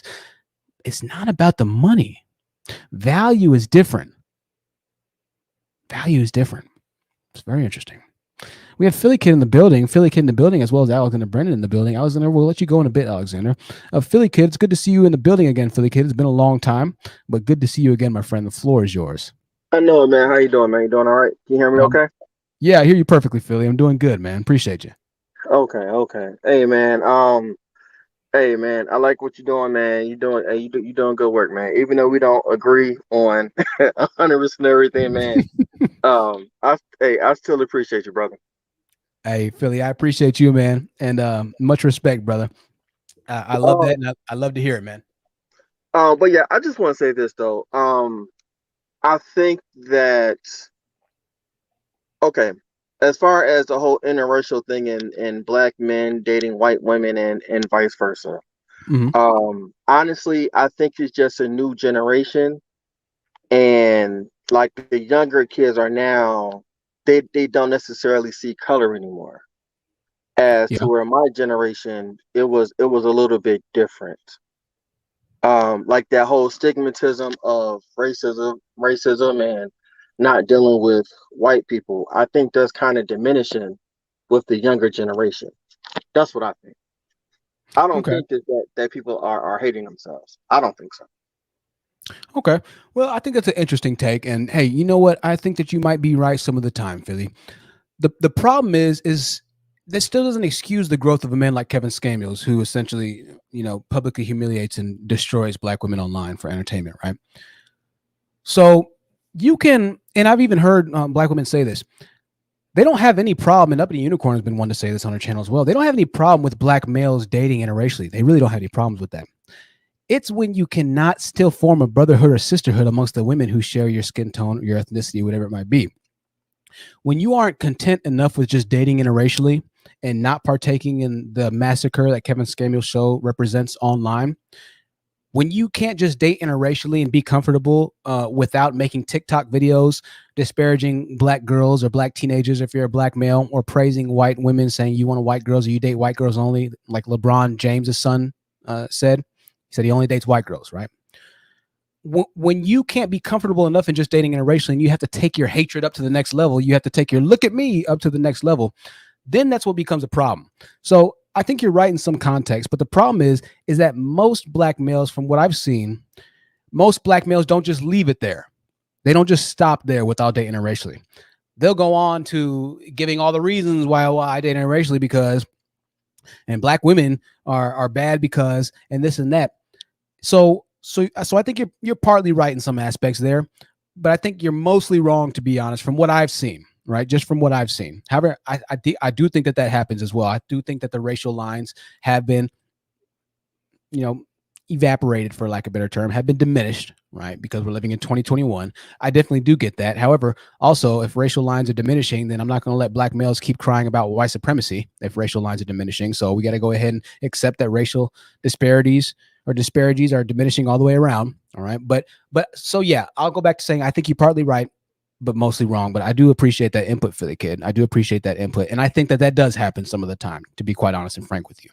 Right. So I could dig that. I could dig that. Loren, the floor is yours, Loren. Go ahead. Hey, everybody. Hey, Loren. How's everything? Good. Everything's been great. As you were talking, that video just popped into my head because it's very telling. It's very, very telling. And one of the things that's just so hard to watch and cringe about that video is that a lot of black men really don't see. They just really don't see it. They cannot see themselves the way other people see them. And, for him to say there's more value in us because there's less of us is huh? How delusional. Sometimes I'm shocked at how delusional some of these black men really are. You said that out your mouth to a white woman. She has any option that she wants. Why would she value you more when she has way more options over here or way more options over there, why would she come to the minuscule few, you know, the 5 or 6 or the couple ones that aren't in jail, like the whole JD graduate thing? He, you know, he called it out. He's talking about all of the percentages of people, of men in jail and prison and have baby mama issues and all that. Why would she value the small, tiny number of Black men that are not in the worst case scenario? Who would value that? Like, why would a man think that way? Shouldn't you see more value in numbers? Like, shouldn't there be more of you that are that have more to contribute to her and to society and to a relationship? And even to Philly Kid's point, so many Black men, like sometimes I believe Black men, or, you know, anybody really can date out, and it's not about self-hate, but most times it's about improving their status, and it's about their proximity to whiteness. And what Black men do not understand is that white women know that. They know that your position gets improved a little bit when you're with them. So that kind of puts them in a better position and a bigger position, because you see yourself as so lowly and so as someone that's not worth it unless you're with a white woman. Like, that's the cherry on top. Like, remember the coach? He was the first Black coach of this college and whatever, or university or whatever, and he's like, "I'm glad that my wife is white," and it kind of went viral. And the Breakfast Club covered it in area. It was like, it caused a whole hullabaloo. And he's like, "I'm just glad my wife is white." And it was just random because no one asked him about it. No one said, "What color is your wife?" No one brought it up. He just had to throw that out there. And it's like, dude, you're the one that is being recognized for being the first Black man to do something that no other Black man did. And you had to throw out that your wife is white. Right. It's just random. It's yeah. They use it as a badge of public honor, right? And then they try and, once again, they want the attention to say, "Hey, look at me," because honestly, what this white woman said to this Black guy was absolutely spot on and right. I'll mute you for a second, Loren. It was absolutely spot on and right. She said, "Listen, when a white girl gets with a Black guy, it's not seen as a badge of honor, right? Now, the other way around, for Black men amongst themselves, that's seen as a badge of honor. Oh man, you managed to bag a snow bunny, right?" Uppity Unicorn also said something that was very interesting on her live stream. She said one of the lyrics to Lil Wayne's song. Make sure you subscribe to Uppity Unicorn. I'm gonna drop her channel links really quickly here. Uppity Unicorn consistently drops content, and she has great peaceful content. I can honestly recommend Uppity Unicorn as a great content creator. I love watching her, and she's very talented. But she said Lil Wayne had a bar, and I think he said a beautiful Black woman, but I bet that B looks better red, alluding to a red bone, right? And so once again, it's a fetishization of a lighter skin color, right? And she even breaks it down, talking about how all cultures value women of lighter skin and things of that nature, right? And she even goes on to say that the Africans do. Make sure you check out that video. This is her channel links in the live chat. The Indians do. It's all about that proximity to whiteness. A lot of people have been infected with this white supremacy. A lot of them don't even know it, but they've been completely infected with it. It's very, very, very, very true. Very, very, very true. And we've heard about this all in rap culture, like Uppity Unicorn said. And I think there's a great observance. The fetishization, I can't say that word, you know what I'm trying to say, of the yellow bones, you know, the red bones, or the mixed girls, or whatever it might be. Every other group of women is fetishized except for Black women amongst Black males. And that's the way it is. And we've seen those smash or pass games, right, where they walk up to women and they're like, smash, pass, smash, pass. And with dark skinned Black women all the time, they say, "Oh, you're too dark skinned," or whatever it might be. And so we can't act in Philly. I understand what you were saying here, but make no mistake about it. Amongst the Black community, amongst Black males, there is colorism. You know, there just is. That's just the way it is, right? It's seen as something to criticize a woman for, her dark skin, right? It's mind-numbing, but I always say this, and I'll continue to say this, is that a lot of Black males don't understand when I say this or why I say this, but Black males do continue the hand of white supremacy in so many ways. They just don't understand it. They think that I'm just being a coon by saying that. But this is yet another instance that they're continuing white supremacy, because just like white supremacists and slave owners, the dark-skinned slaves were the ones that were in the field, right? The house Negroids were the ones who had lighter or fairer skin complexion. A lot of the times they were the children of slaves and slave owners, right? The mulattoes, if you will, right? So when you hear rappers like Uppity Unicorn said, when you hear black men fantasizing about mixed, Blasian, whatever it might be, it's the same thing that slave owners used to do. I don't just say this just to say this. This is true. All right. What can you say? What can you say? We're going to move on here. We're going to move on to BJ. After BJ, we're going to go to Kier and then Kayla.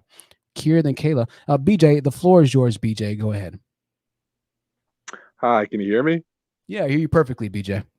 Oh, wonderful. Well, thanks for having me and thanks for letting me be on the stream. My first time tuning into you, it's kind of like, okay, seems like this man's saying some good real stuff. And then another time I saw a title, I was like, wait, what is this? What am I on? But because I am a black male, is the reason why. I feel you, man. Hey, I am too, BJ. I'm glad you say that. Out of your own mouth. So, but anyhow, on the topic of the fetishization or the in a sense almost hypersexualization of the pairing of black men and white women, that occurs in a lot of zones. It occurs in the adult entertainment arena.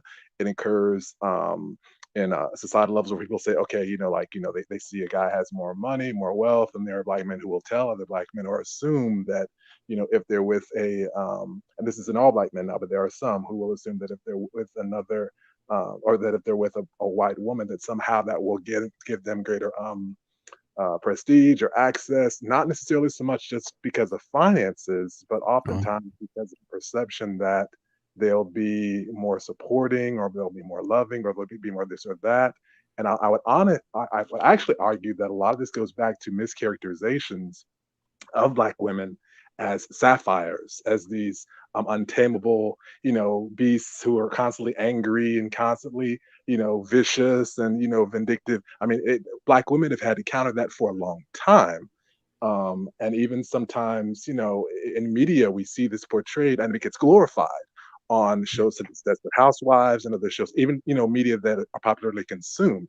So I think it's actually a really deep question of portrayals and deep social, deep residual, dominant, and not residual and emergent aspects of culture that are all interplaying to give us this perception as black men that there's something to be gained by leaving women who have the same skin color that we do.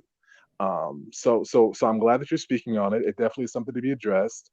I guess sort of the trap is almost like a fatalism, assuming that maybe somehow we can't escape this or it's hopeless. But really there are many forces, and as I get older, I'm now in my 30s, as I get older, I see this more and more, how there are systemic forces that really program young black males to see themselves and to see black women as sexual playthings, for one, and to see themselves and young black women as disposable and discardable by the greater society. Even some of the female examples who are lauded and pushed to black males from a young age are women who, in another culture or society would be seen as, okay, well, no, young lady, that's whorish behavior, not to call anybody out, but that's a type of behavior that would be seen on, as attached to, be they white, black, any color, to a woman of the streets or a woman of the night. But these are the very things that, especially in rap music, you see, are lauded, and there are women who will take on the guise of these roles, women who could be, raised in church, who will take on the guise of these roles to make it, in their, phrase or way of saying, to make it in the music industry as black women. So it's just a very, it's a very involved, superstructural issue. There's a lot of pressure from just the hegemony in society pushing black folks down. But I think it would be good. I mean, you do see, you see posts on Instagram and various places on social media about black love and black marriage. And I used to wonder, why are people, I said, yes, that's a good thing, but marriage in itself is good. But I see why folks emphasize that, because there really is, a pressure to keep black folks divided. Black males from black males as friends. I mean, like you mentioned, walking around in public and, not being able to, look one another in the eye long enough for fear of being presumed to be pursuing some sort of sexual cruising or something. You know, I mean, it's there. Like the thought you have to be hard in public and put on that face. You know, it's really there. Of course, if it's a woman, though, you can look, because then it's not the same risk or suspicion of, okay, well, now I'm doing something, possibly sexual just because it's another human being I'm looking at. Again, going back to the hypersexualization of Black men and women. Yeah.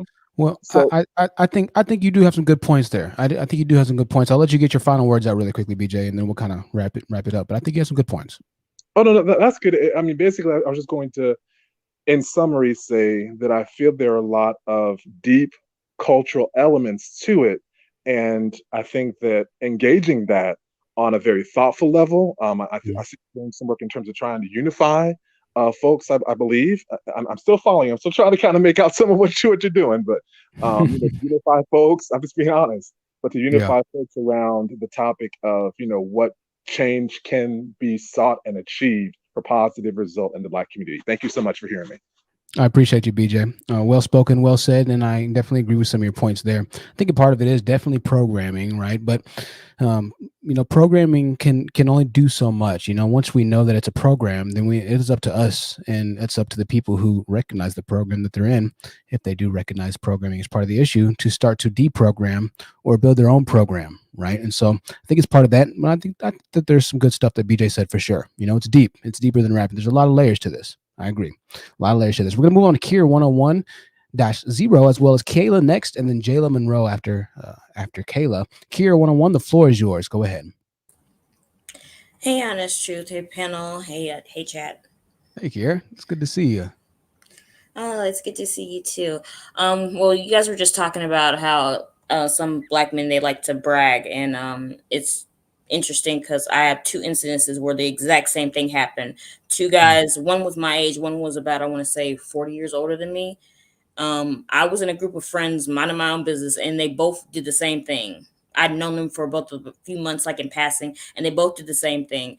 They both got in the circle, just kind of stood there, turned their head to me, looked me up and down, and said, "Oh, I don't date Black girls." Even though nobody had brought up the topic, nobody was even talking about it. They just came up and said it. That's just crazy. So they just said that to you because you were standing there?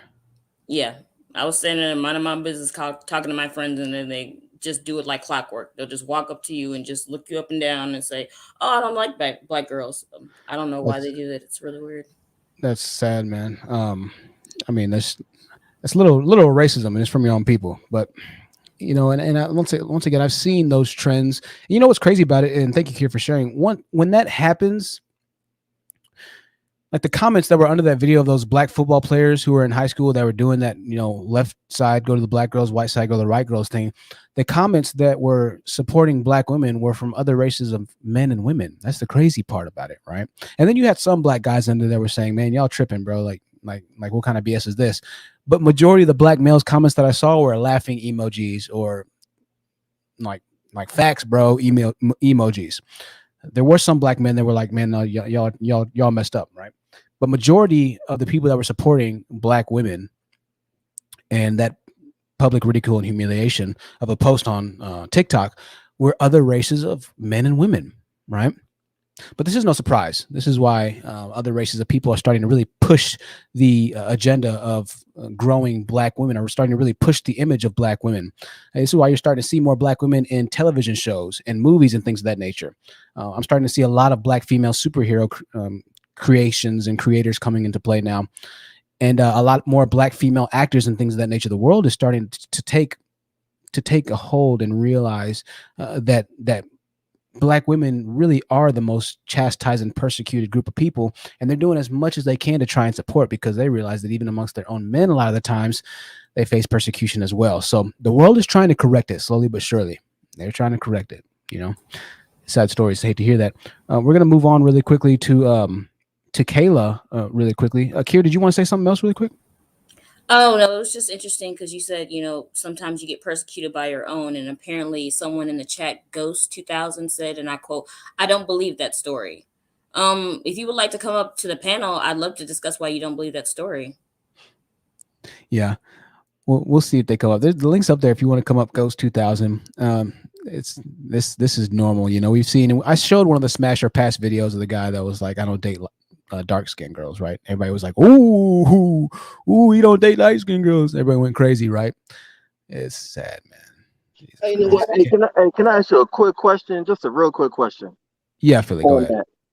So what's the difference between colorism and preference? Yeah.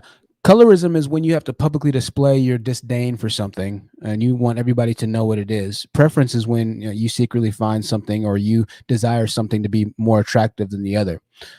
So colorism is an act, essentially, to where you need to tell the world that you feel this type of way. Your preference is what you prefer, and that's innate if in some cases, and that's what you desire and what you prefer. I don't even think there's anything wrong with having a preference. But in most cases, it's not just about having a preference. It's about publicly making sure that the rest of the world knows what your preference is, and then making sure that you take it the next step above, or the next step or level above, stevel, and making sure that everybody knows why your preference is the way it is, and making sure everybody sees you with your preference. That would be colorism, essentially, right? So it's another form of prejudice, Philly. Hey, Truth, can I add to that really fast? Because I remember you said that you don't like key lime pie, you know? Is there any need for you to go around and shout, I don't like key lime pie, I only prefer this? Like, you know, you can have your preference and just quietly have your preference. I don't know why, I don't know who that ball player's son that came out and did that. It'd be one thing if he was like introducing his white girlfriend to the world, like, hey, everybody, this is my girlfriend, we're engaged. But no, he just has to come out and announce that he prefers white women, which is weird. That's weird. Right. You don't even have a white girlfriend. You're just going to come out and announce that you prefer white women. Yeah, exactly. And most of the time, one of the commenters said this, Learning IT said it's never a preference. Most of the time, it's not that case, Philly. It's not just a preference. There's something else going on there, right? But here's the thing, particularly with men. Listen, there are beautiful women of all. Let me show you. Hold on one second. I want to show you what I believe is a stunning woman, right? She's just stunning. And listen, I'm definitely not the best looking guy. There are guys that are far better looking than me, and so I'm going to pull up a pretty person. And God, I forget her name, dude. Hold on one second. And so this is the problem I have with preferences, because preferences tend to see beauty in one skin tone or another, and beauty is just not that simple. All right, it just doesn't work like that. What's my damn Instagram name? Jeez. Right now, I have no idea what my Instagram name is. Hold on one second. Let me look at my Instagram name on Edge. But they'll try and claim that, oh, well, you know, dark-skinned girls just aren't as attractive or whatever it might be. No, skin color doesn't make somebody attractive. Facial features, curves, that makes people attractive, right? Bone density, facial structure, whatever it might be. That's what makes people attractive. Skin color doesn't make people attractive. That's just ludicrous, if I'm being completely honest with you, right? So I'm going to show you something really quickly, just to kind of prove my point. Oh, geez, I can't even remember her name, dude.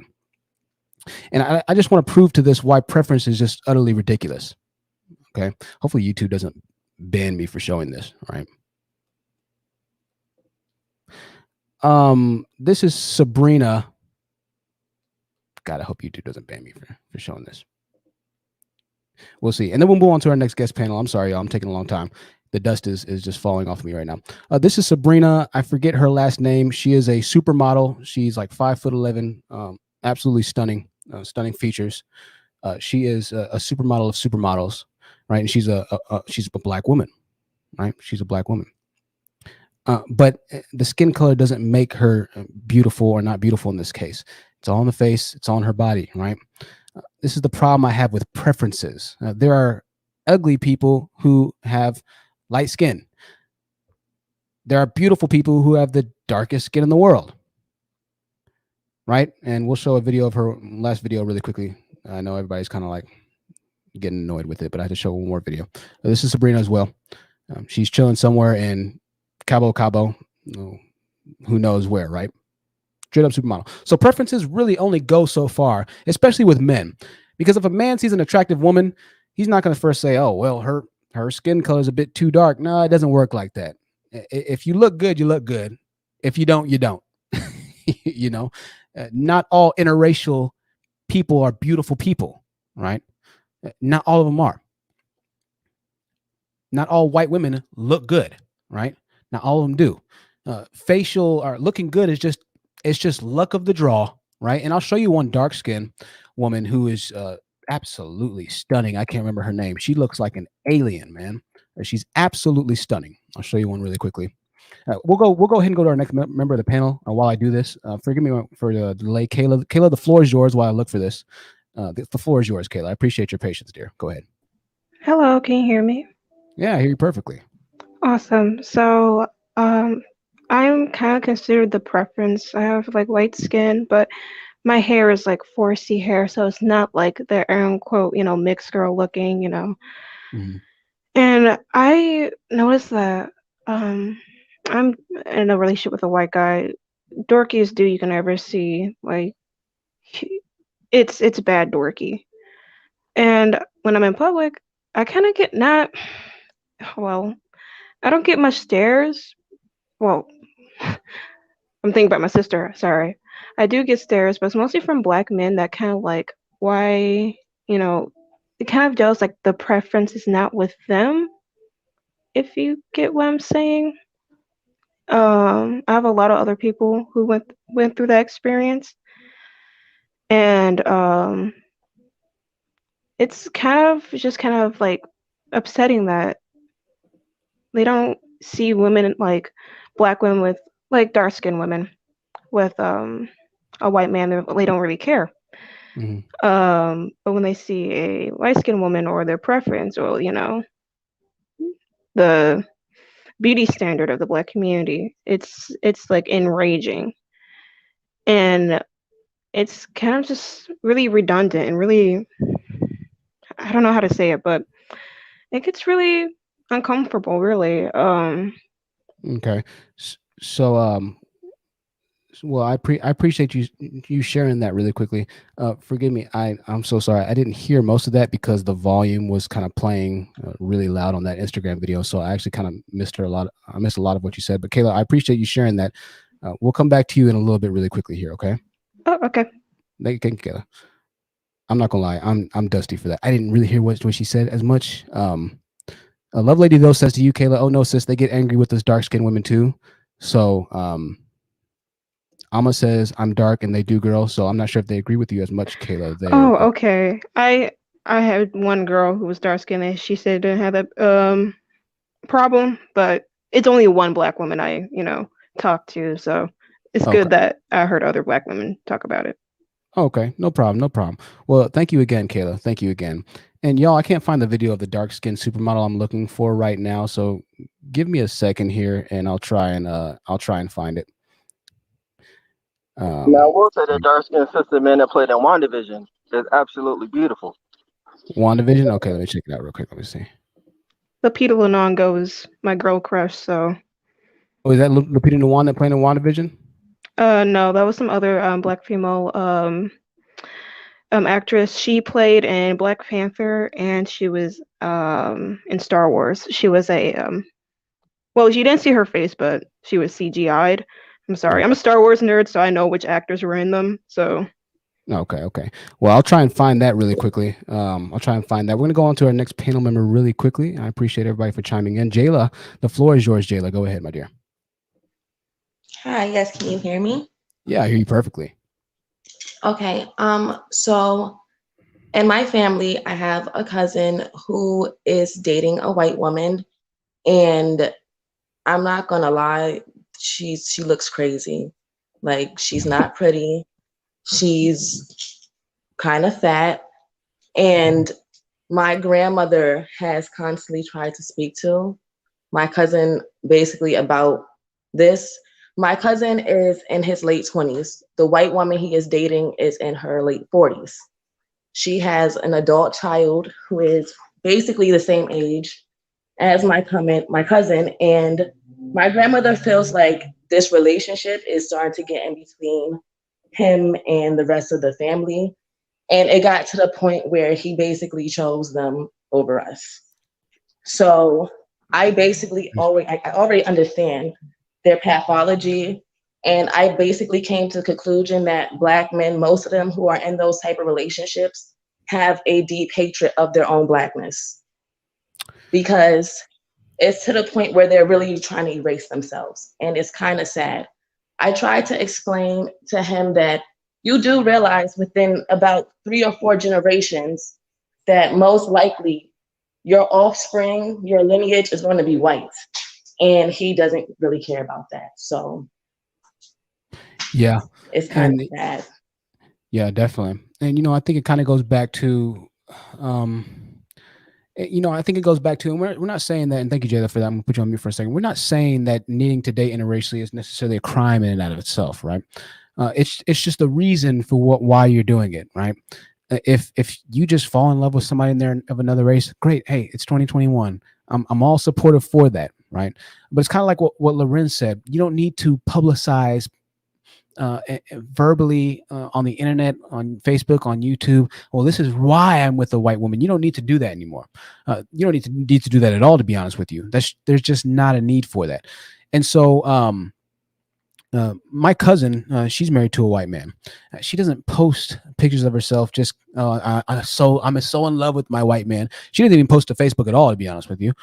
But she doesn't try and show it off as if like it's a badge of honor or whatnot. It's just a normal marriage, right? It's just a normal relationship. And that's how it should be. It should just be normal, right? But Black males don't look at that as normal. They look at that like, oh man, bro, man, they got him. They got you one, huh? You got you one, huh? I see you, cuz. Okay, well, they got him one. Dang, he got him a white girl. That's how they look at this, right? So it's just a lot. There's just a lot there. It's a lot wrong right there, ladies and gentlemen. Still can't find this picture here, so I'm just going to go ahead and give up for now. We'll go on to our next panel members here in 1 second. We'll read a couple of comments. Hello, Hey says, wow, only 135 likes. Y'all really doing the hate watching thing? Yeah, I mean, that's nowhere. I appreciate you. Hello, Hey. Marie says, yes, THT. Absolutely. Absolutely. Loving Home says, what Black men don't know is that our melanin is something white people wish they could have. Loving Home, I think you were typing extremely fast there, but melanin does have a lot of benefits. I'll definitely say that. Unabashed Woman says, I saw, if I could click the comment, she says, I saw a comment about dark-skinned men. I am dark-skinned, and they're the ones that are either the rudest to me or don't like me in return if I like that, or I assume them. So I like all colors, Unabashed Woman says. Handsome and good-hearted. Yeah.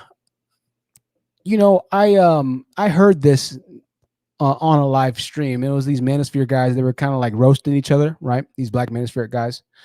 And one of them was roasting each other for being dark-skinned or whatnot. And then the guy roasted him back by saying, you even more dark-skinned than me, nigga. And then they started like laughing, right? And I know it was joking and everything like that, but make no mistake about it. Having dark skin,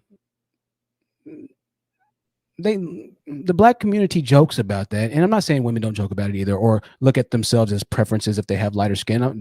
They do in a lot of cases. I hate to say it, they do, absolutely. I'm not saying this is a perfect thing.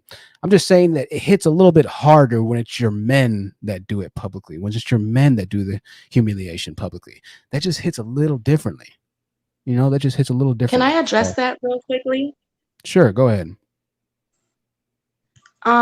One of the most common things that Black men said to me growing up, like as like a pickup line to me, because I'm a very dark-skinned Black woman, is you're really beautiful for a Black woman, or you're really beautiful for a dark-skinned woman. And 9 times out of 10, they would either be my shade or a little bit darker. And I always found it really weird.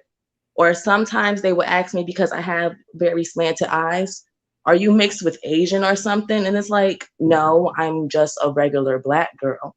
I can't be beautiful and just be black, dark-skinned and Black.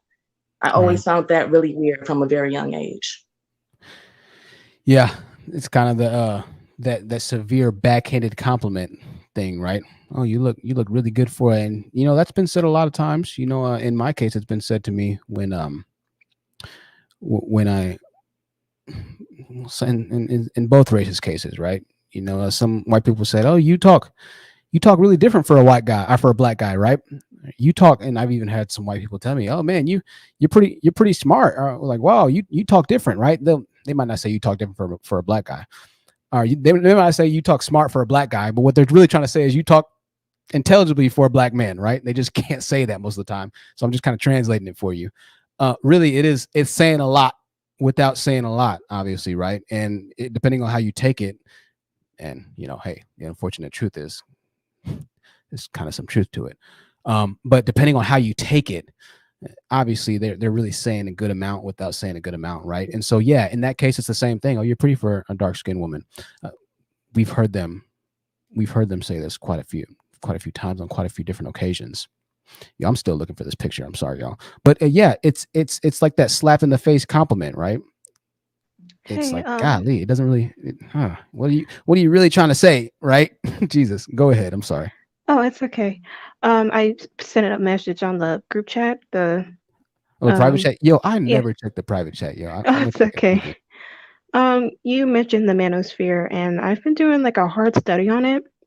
I've been thinking about doing like a documentary-esque type of video about the manosphere of all sides, red pill or blue pill or black pill, even that side. And I have to say that the reason a lot of the men in the manosphere are really enraged with just women kind of just living their life, or just women are just, just being themselves.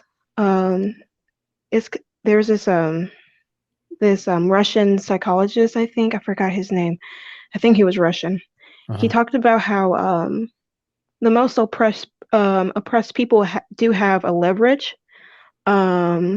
So saying like Jewish people and Europeans have, how Jewish people are pretty much, they're not inspiration, but they're kind of the stepping stone of, not society and all that stuff, but they were the stepping stone, and that's why people, Europeans were kind of jealous of that, and they kind of. I'm thinking too deep. I'm sorry. Okay, you're saying a lot right now. We're gonna try and. I'm sorry. We'll try and. You're fine. Hey, I'm listen, sorry. It's talking. Talking live is a little. It adds up on you quickly. I'm sorry. I'm sorry. You're fine, Kayla. Well, I'll let you gather your thoughts for a second. We'll come back to you in a bit, okay? Okay, Kayla left. Kayla, you don't need to be. It's okay, Kayla. You can come back up whenever you want. Kayla was trying to hit it. She was trying to hit something out of the park right there. She was trying to hit something out of the park. So the transition is cracking you up. I know, right? Grammy nominees BTS says Manosphere has a problem with women. Period. Every race of Manosphere has a problem with women. Yeah, to some extent. But make no mistake about it. There's a severe problem with the black males. It's a little differently from what I've noticed. All right, it's a little differently. The honest truth. I shared a link earlier on when you were looking for the picture of the dark skin model. I just shared a random link of from Instagram of a dark skin image if you choose to use it. But just want to let you know that's there. I put it in the private chat. Okay. Thank you. Maybe it's on this page now that I look at it, and I think I will share a couple from this, definitely. So I'm actually going through it right now, and I'm hoping that I actually see her on this page. We'll see. Okay. Well, I'm gonna use a couple in this case. So thank you so much for that, BJ. I'm gonna share a couple. Another lovely woman. Thank you, bro. If we're lagging, I'm sorry, ladies and gentlemen. I see that the connection is going down right now. Hopefully, it'll come back soon in a second. Another lovely woman. Right here, I'd like to just go ahead and showcase. Absolutely stunning. Once again, it's not about skin. It's about facial structure. It's about luck of the draw, to be honest with you. If you look good, you look good. You can't hide it, right? It's just luck of the draw. Let me see if I can find another one here. There's a lot of beautiful women on this page. Goodness. We'll show a few more. I know it's kind of a looking at pretty people is always like, dang, some people really lucked out, Hey, what can you do? We'll do better. Stunning as well. It's not about skin color. I appreciate you sharing me that page again, BJ. You can check this page out on Instagram. Dark Skin Women is the name of this page. And that's my problem with the preference argument. That is my problem with the preference argument. It's too easy to dispel here in this case. Most of these men would voraciously date one of these women if they had the chance. And for them to tell you anything otherwise, what their preference is, whatever it might be, it's a lie. Right? It's a lie. It's just not the case. We're gonna go ahead and I'm gonna read a couple more comments here. There's a $5 super chat. I appreciate that $5 super chat from Linden. Linden says Chrissy has an Instagram called Divine Dark Skin with nothing but beautiful dark and brown skin women. Yeah, I'll definitely check that out as well. Hello, hey, says so THD likes thick lips. Yeah, beauty is beauty. And I know they say beauty's in the eye of the beholder, but you know, everybody likes their things. You know, we all know a good looking person when we see a good looking person, right? We're like, dang, that's a good looking person. You know, so it's pretty cut and dry. There's some studies actually. And there's a channel called Face and LMS. This is a black pill channel. I don't know if y'all remember the black pill. The black pill people are pretty much the doomers. They're the guys who can't date. They never had a girlfriend. A lot of black pill guys even claim to never even have held the hand of a woman, right? They never kissed a woman. Most of them are virgins, but they plan on dying alone, right? They believe in coping before they rope. So they joke about removing themselves permanently from the planet and everything, right? But this particular channel on YouTube, he goes and actually breaks down the science behind what makes somebody attractive. And it really is a fascinating study. I mean, it really is fascinating. Face and LMS. Check it out. But this guy, he's a black guy who lives in the UK. And he's got this radio broadcast voice that I would love to have, man. The guy's voice is incredible. But he has these long 30-minute live videos. Now, he does live streams, but he also does these live videos. I'm sorry, these pre-recorded videos with a lot of editing that show the different facial makeups and phenotypes, right? And so he'll explain what beauty is. So he has every bone in the face down to the science term. So he'll say, well, if your chin is 2 centimeters in front of your nose, or if the top of your lip is 3 centimeters lower than the bottom of your nose, then that's seen as attractive. And it's fascinating, dude, because he'll have a face of the same person, but photoshopped with different measurements. So in one picture, the guy's eyes are more like far apart. And the other picture, the guy's eyes are closer together. And the other picture, the guy has like these hunter-esque, really slanted eyes. And in each picture, he breaks down the actual measurements down to, I mean, the cheekbone being at a certain level, your jawline being at a certain level, your side portfolio, your side profile, and he photoshops them based off of these measurements. And it's the same dude, but he looks completely different in all the pictures. Attraction really is down to a science, if we're being honest. It's just kind of the name of it. Soul Man says, how do you find these channels? Yeah, when I was a part of the Manosphere, Face and LMS was one of the channels I used to watch to help me through my realization that no women wanted me. I was like, well, I'm just not that good looking of a guy. And hey, you know, the really good looking guys, the supermodels are the ones that are able to get the woman, right? It's the supermodels. It's because my jawline isn't at a 45-degree angle, right? So one of the things about attraction is your jawline has this is called your gonial angle right here. This is a gonial angle. And so this bone, the more square it is, so the more out it is, the more attractive or more masculine you're seen as. So let me show you what a good gonial angle looks like, right? This is fascinating, I will say. Your gonial angle. Models have very strong gonial angles, but I'll show you this picture of a kid who had surgery to improve his gonial angle, right? And it's a world of a difference. You'll see kind of how everything on his face changes from this surgery. He looks more masculine. He looks more attractive. He looks like he has more testosterone. And so it is down to a science. I'm not going to lie here. So check it out. Before, he had a 126-degree gonial angle, right? So on the picture on the left, his face is very, it looks like he's childish, like he's middle schoolish, right? it looks like his face is sunken in. The picture on the right is after surgery. And you see that squareness, how much it accentuates his eyes, his nose, the placement of his lips. His lips in the first picture looks like he's more recessed, right? In the second picture, everything is protruding a bit more. And it just gives a completely different dynamic to the face. So beauty is a science. Unfortunately for us plebeians, us normals, beauty is a science. You know, I think beauty is more in the eye of the beholder, because I think he looks kind of weird now. Really? Oh, well, there you go. Yes. And maybe it's just me, but I've always had this thing where I've never really liked pretty boys. It was always like, I don't want to date a guy who takes longer getting ready than I do. I'm a girl. It takes me like 2 hours. I don't need you taking 3. Absolutely. I think that's a great point. And, you know, I've heard women say that as well. As a matter of fact, there was a girl on Instagram that was kind of joking about it. And she was like, I don't like pretty boys. Right. And guy was like, why not? And she was like, because y'all care too much about your image. She was like, I want to be the pretty one. I don't want to be competing with my man to be pretty. And so I think that's a great point. I think a lot of women do take that side as well. Right. Do take that side as well. Some of the women, and obviously this is going to be, yeah, I'm a pleb as well. Don't worry. I'm plebeian as well.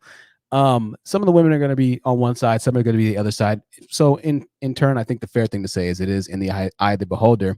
However, some people do prefer one look and some do prefer the other. I think that, oh, thank you, Ebony. You're too kind. I love how y'all lied to me. I love y'all. I think that, and Queen Mercy says she runs from pretty boys too. So there you go. There you go. Fellas, it's okay. Look, there's hope. Stop watching the black pill. Stop watching Face and LMS and looking at model guys and getting depressed that you're not a model guy. Be happy, right? Be happy because somebody out there is going to be happy for you. So thank y'all, ladies. Look at that. This is why this channel needs to get bigger. We need to give hope to guys, right? We need to give hope to guys. I don't like pretty boys either. I'm the same way. I don't want you being prettier than me. No, I'm the girl. I'm the pretty one. Okay. I'm the same way too, THC. I never like pretty boys. well, gosh darn. Look at me trying to destroy the guys and all the women sticking up. See, look at that. See, that's the danger of the black pill. Stop watching the black pill, guys. Stop watching the red pill, black pill. Tell you that women like the Chads, right? In the black pill, they call them Chads and Tyrones, right? So let me show you. I'll show y'all a meme. This is pretty funny here. Chad, Tyrone. I'll just Google it really quickly. And then they call the Asian good-looking men Changs. The Middle Eastern good-looking men are called Abduls. This is all the black pill here. Yeah. It's a crazy world, guys. It's a crazy world. There was a hilarious meme picture. I can't find it right now. But they pretty much were saying if you're not a Chad, Tyrone, Chang, or Abdul, then you're not going to get women. But obviously that's not the case, right? So, hey, what can you say? I appreciate y'all for being honest. I feel like what men tend to not realize is there are other things other than your looks that will get women to notice you. Like me personally, I like intellectuals. So even if you are like medium in the looks department, if you're intellectual and you're smart, oh, all bets are off for you. Like everything's a go. If you can intellect, if you can stimulate my brain, like I love that. Yeah, definitely. And you know, that's kind of something that we always say on this channel too. It's like, listen, yeah, if you aren't a model 6'3" in the top 2 or 3% of height men in the world, whatever it might be, if you weren't blessed with those kind of genetics or whatnot, then yeah, I think what you're saying is great. And that's one thing that we always say on this channel. One thing that I'm always telling black men is like, listen, man, just make yourself the best guy possible, right? Make as much money as you can and get as educated as you can. Because yeah, at the end of the day, that's going to carry you a lot further than, you know, wishing that or being upset at men for making a good amount of money or being upset that women only like guys for, you know, a certain intellect or a certain, you know, yearly earnings or whatever it might be.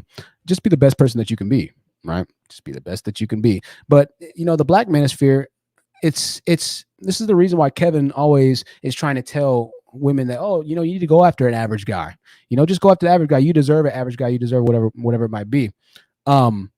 The answer still lies within their problem, which is that, well, you know what? And some women love the average guys, right? There's nothing wrong with that. But if the average guys aren't getting chosen as much, then just do something to separate yourself a bit, right? Just do something to separate yourself a little bit. Hey, the game is what it is, right? If you can find somebody that loves you for the way you are, awesome. If you're having a little bit of problems, make yourself a little more desirable, you know? You know, all you can do is what you can do, right? All you can do is what you can do. And no more. Hey, Alexander, go ahead, Alexander. I appreciate your waiting, man.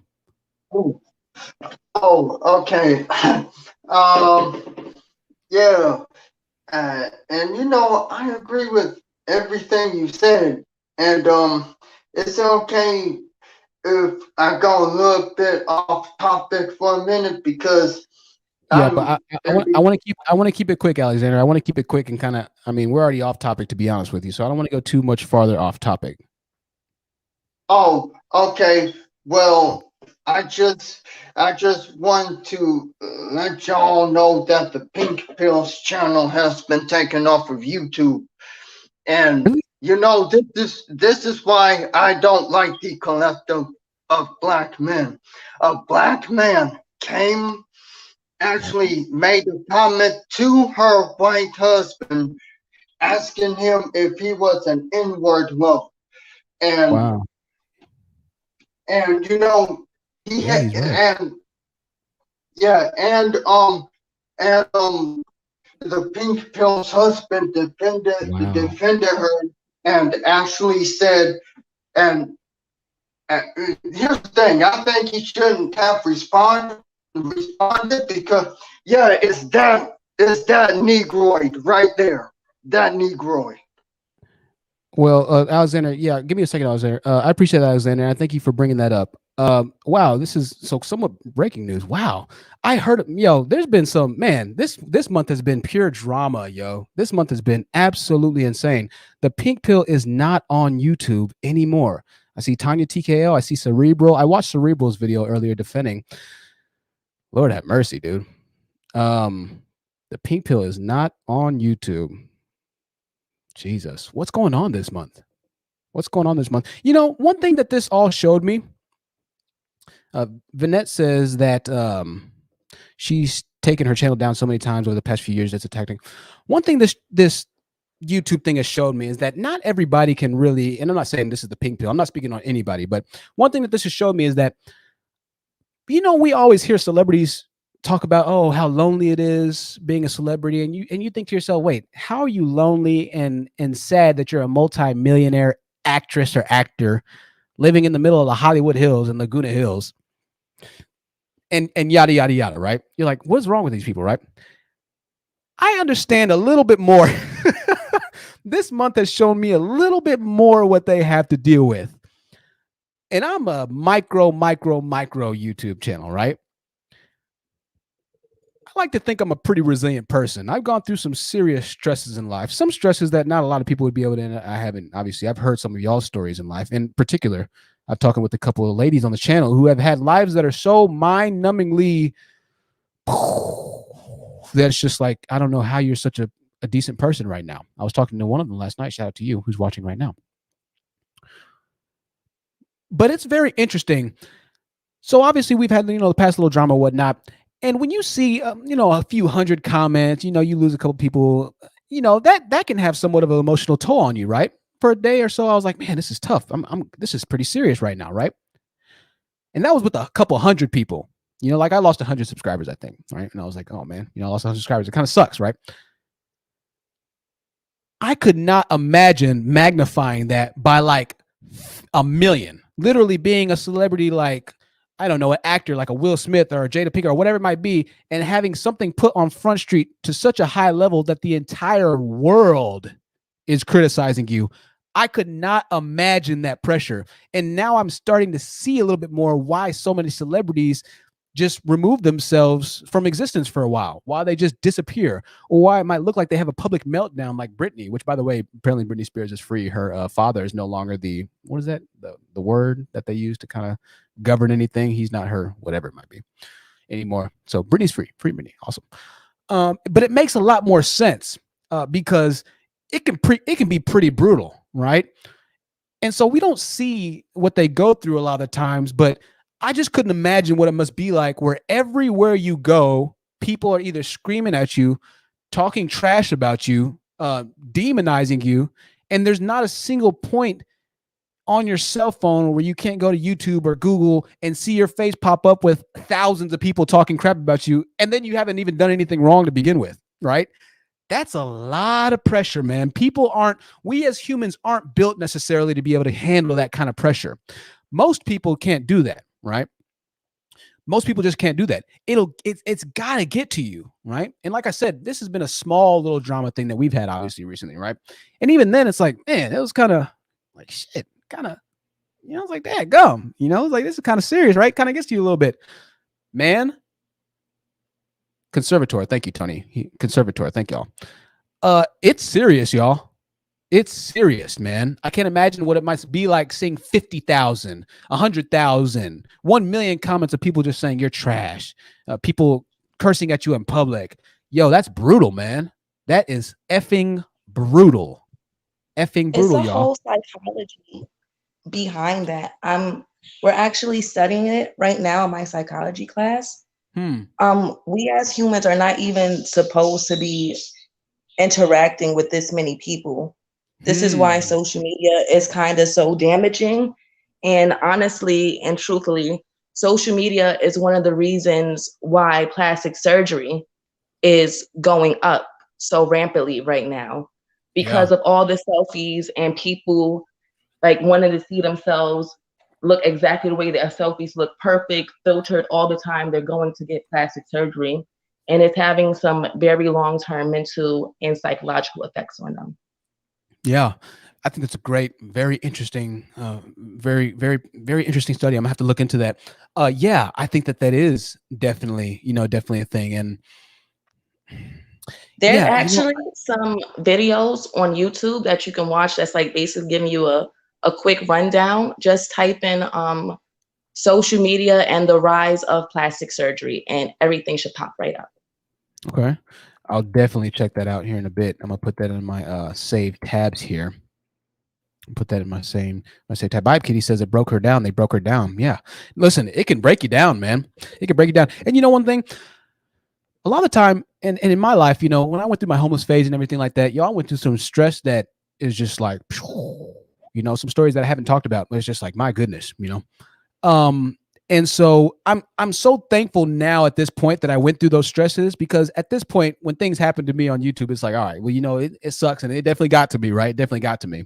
But it's not this bad though, right? I'd rather have this problem right now than have that problem over there, right? And so that was a blessing in disguise for me, right? A big blessing in disguise, all the years of hell that I went through, right? So I'm able to handle it at least somewhat decently, right?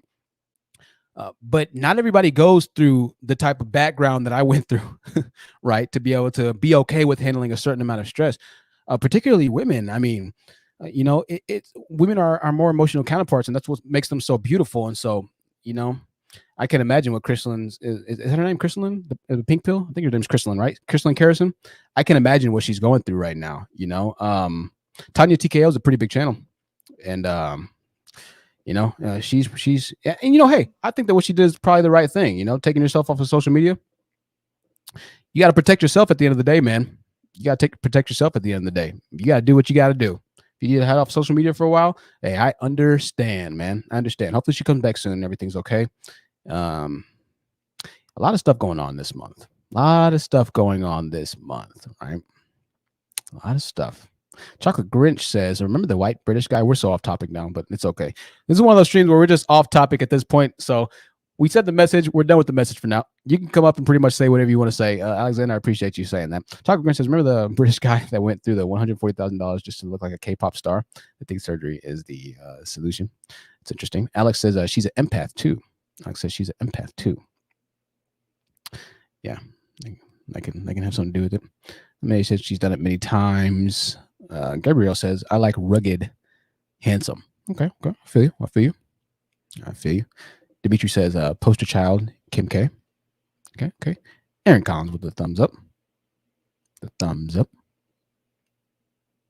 Nominee BTS is because we know too much important things. Yeah. The cell phone, the digital age is a good thing. It's a blessing in disguise. It can be a blessing and a curse, right? Depends on all on how you use it, Depends all on how you use it. Hey, Truth. Yeah, go ahead. I had another point I wanted to make about the high value golden dusty thing. Actually, Yeah. I Go was just ahead, kind of Kumar. waiting for it to come back Kumar. around to me. Yeah, go ahead, Lorraine. I'm sorry. That's okay. Because it's just this kind of the simple fact that like you were saying, a lot of black men they don't value their own communities, and they put value in the wrong things. They put value in BBC. They put value in their muscles, and they don't. They have nothing to contribute to society, to their community, to the rest of the world. And I wanted to bring up like this example because a lot of the men in this space, they idolize like people like Donald Trump and stuff like that, and people that they consider to be alpha males. And it's like, Donald Trump, I don't think he's a good person. I think that he's got a lot of problems. But this man that they idolize so much, like, do they ever understand what makes him to be high value? What it is about him that makes him seem valuable? I mean, the fact that he is, of course, he became the president, but when people flock around him like that, it's because he can provide opportunities to others. When people go on camera and ride for him and make fools of themselves, they're really auditioning for positions around him, for press secretary, for the kind of things that a man like that with power can offer. Do black men have things like that? What reason would any person in the value have to flock around you that, because you have something valuable that you can exchange? What can black men barter with right now?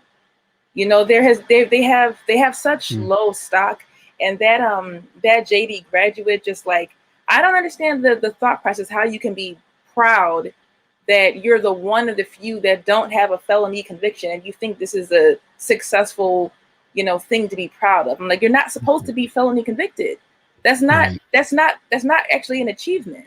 So, yeah, I just wanted to like get that out, because I don't know if black men will ever be able to do it, but they need to value. They need to change the things that they value. They need to look at other communities and look at what makes other high value men valuable. What is it about them that makes them valuable? It's not just the fact that they have money. It's not just his money. It's his position. It's his status, and it's the opportunities that he can provide to others. That's value. You can pass that on, and you can pass that down. Yeah, definitely. I agree. I agree with you there. And thank you so much, Loren. I have a question for Loren. Yeah, go ahead, Philly. And I just want to thank, hold on a second, my bad. I just want to thank Nicole for the Cash App. Thank you, Nicole, for your Cash App donation. Go ahead, Philly. My bad. Oh, no, you good, man. Hey, trust me, I understand, man. You gotta do what you gotta do. Yeah. So Loren, you don't think a black man graduating law school is an accomplishment? I didn't say graduating law school is not an accomplishment. What I'm saying is that black men do things that other men, like I already said, they commonly do. The black men do stuff that they're supposed to do, and they think that not being the worst case scenario is an accomplishment. Part of his brag was not being felony convicted, not having baby mamas, not being on drugs. That's all part of, and that's good. I'm glad you're not felony convicted and all that, but you're not really supposed to be. And to black men, that puts them in a league above the rest. Not having a felony conviction, that makes no sense. But isn't that a sign of a black man trying to do better? Not falling into the trap of other black men and trying to uplift himself? I think that black men can do better, but what black men get wrong is that they put themselves up in these higher echelons of societies. They put themselves at the top of the world and the top of the globe, like they've tapped into some higher level of society because they went to college, when in reality, everybody goes to college. To me, that's the problem, is that it's like going to law school is a good thing, but it's like black men don't understand that common things to other people are special things to black men.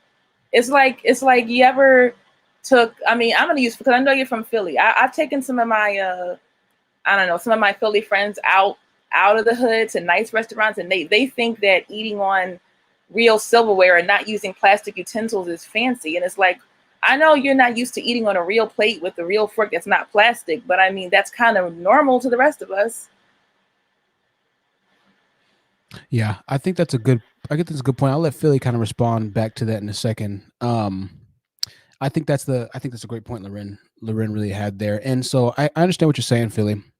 I do. I understand what you're saying. And a lot of the women kind of are echoing the same sentiment that Loren has. The rest of the world sees college as essentially the norm, right?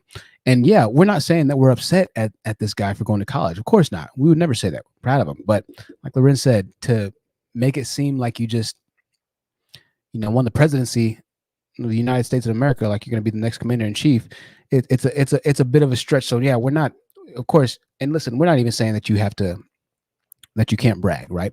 But you're missing also what he did say in that, and you're missing what he said beforehand. And so I'm going to read these words that he said again, okay? Because what he said before and after that tweet is what we really had the issue with, right? These are his words. CJ continues adding and saying this, and let me just go ahead. Well, I won't bring up the page, but this is what he said. He said, with this massive criteria that black women don't want when dating a black man, they have essentially drastically limited the dating pool of viable black men that majority of black women are currently after.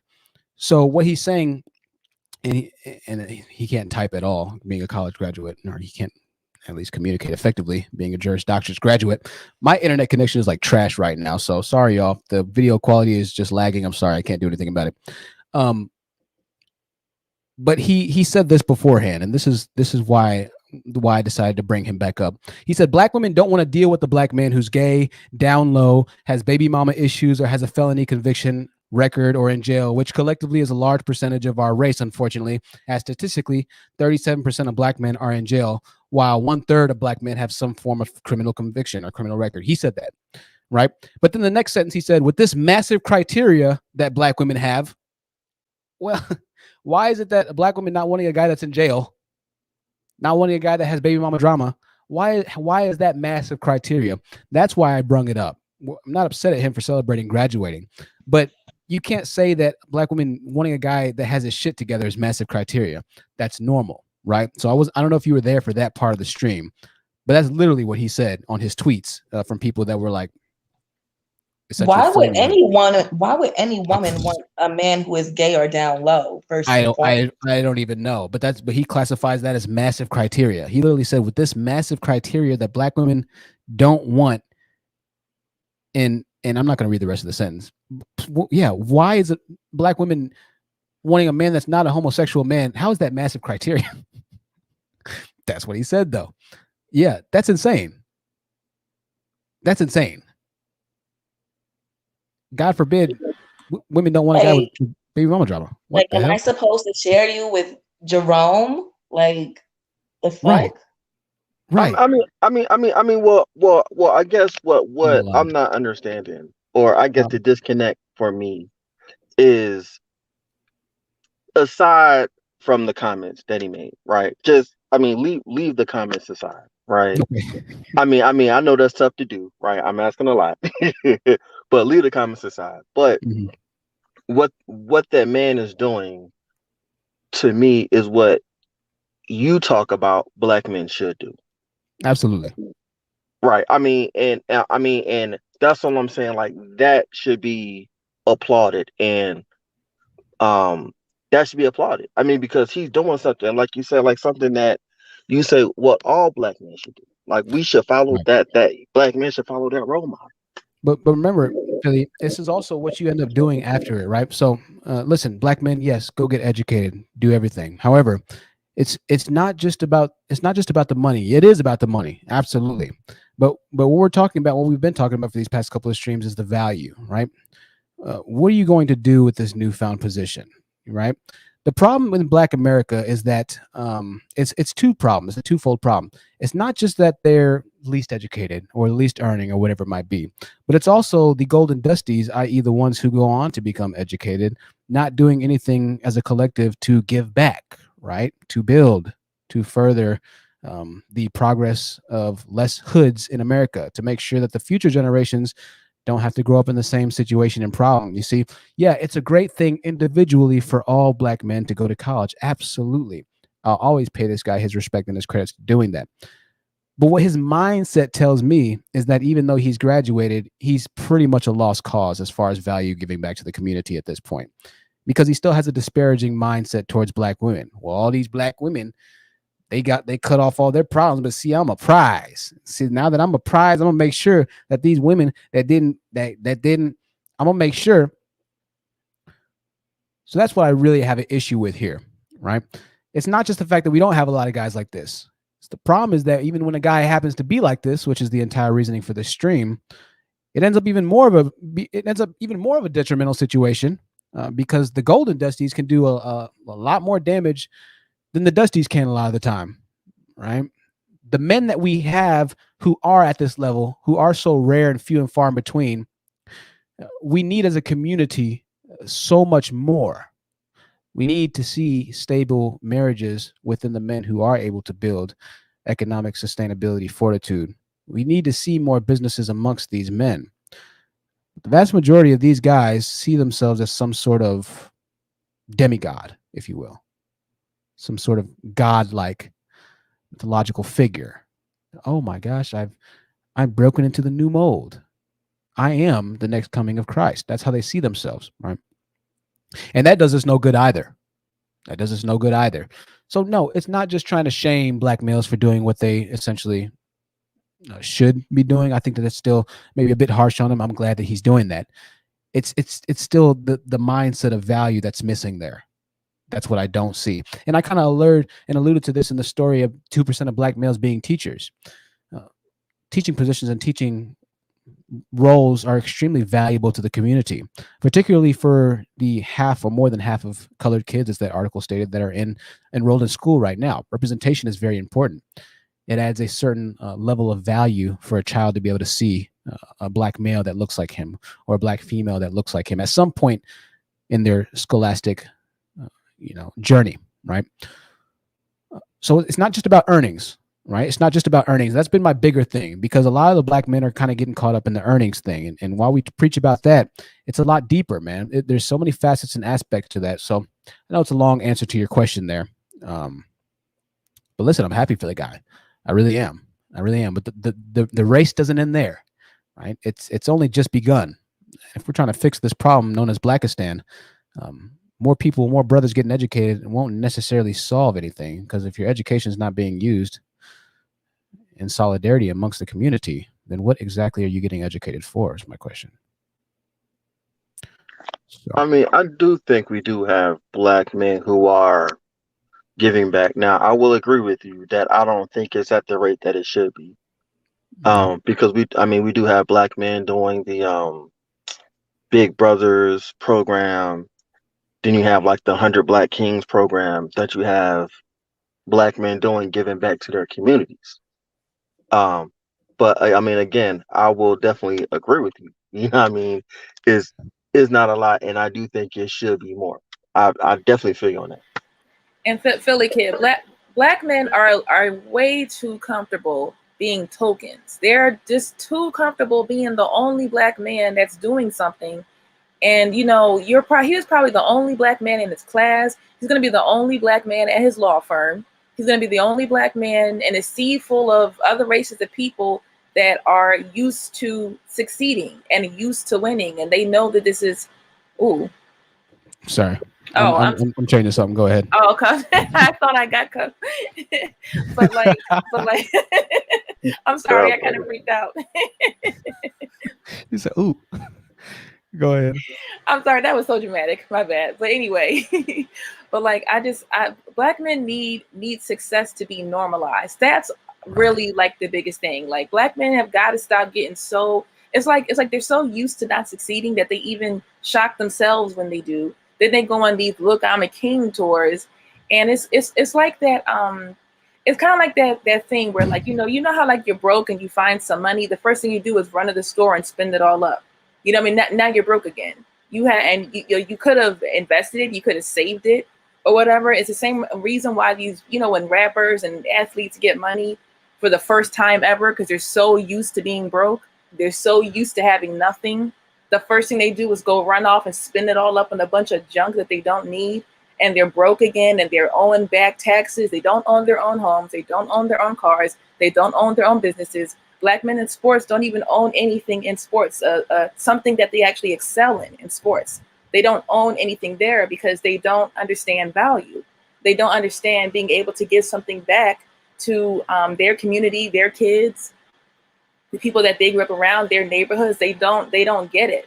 So they're just so used to being tokens. They're so used to being like, they're just too comfortable, and they're just too comfortable in that token position. And this success is not common, it's not normal, and it's not usual. That's to come, as far as Black women, I think that instead of Black men being mad at us and dragging us all day, y'all should be following us more. We say normalize Black women in luxury, normalize Black women in relationships, normalize Black women as business owners. We want it to be normalized. We don't want to be the only lonely one there, bragging that I'm the only person here that was able to make it out the hood. That make it out the hood stuff gotta go. And I'm just like wondering, when are Black men gonna like get on board and see it that way? This dream to make it out the hood one day is like, how many more decades are we gonna keep that up?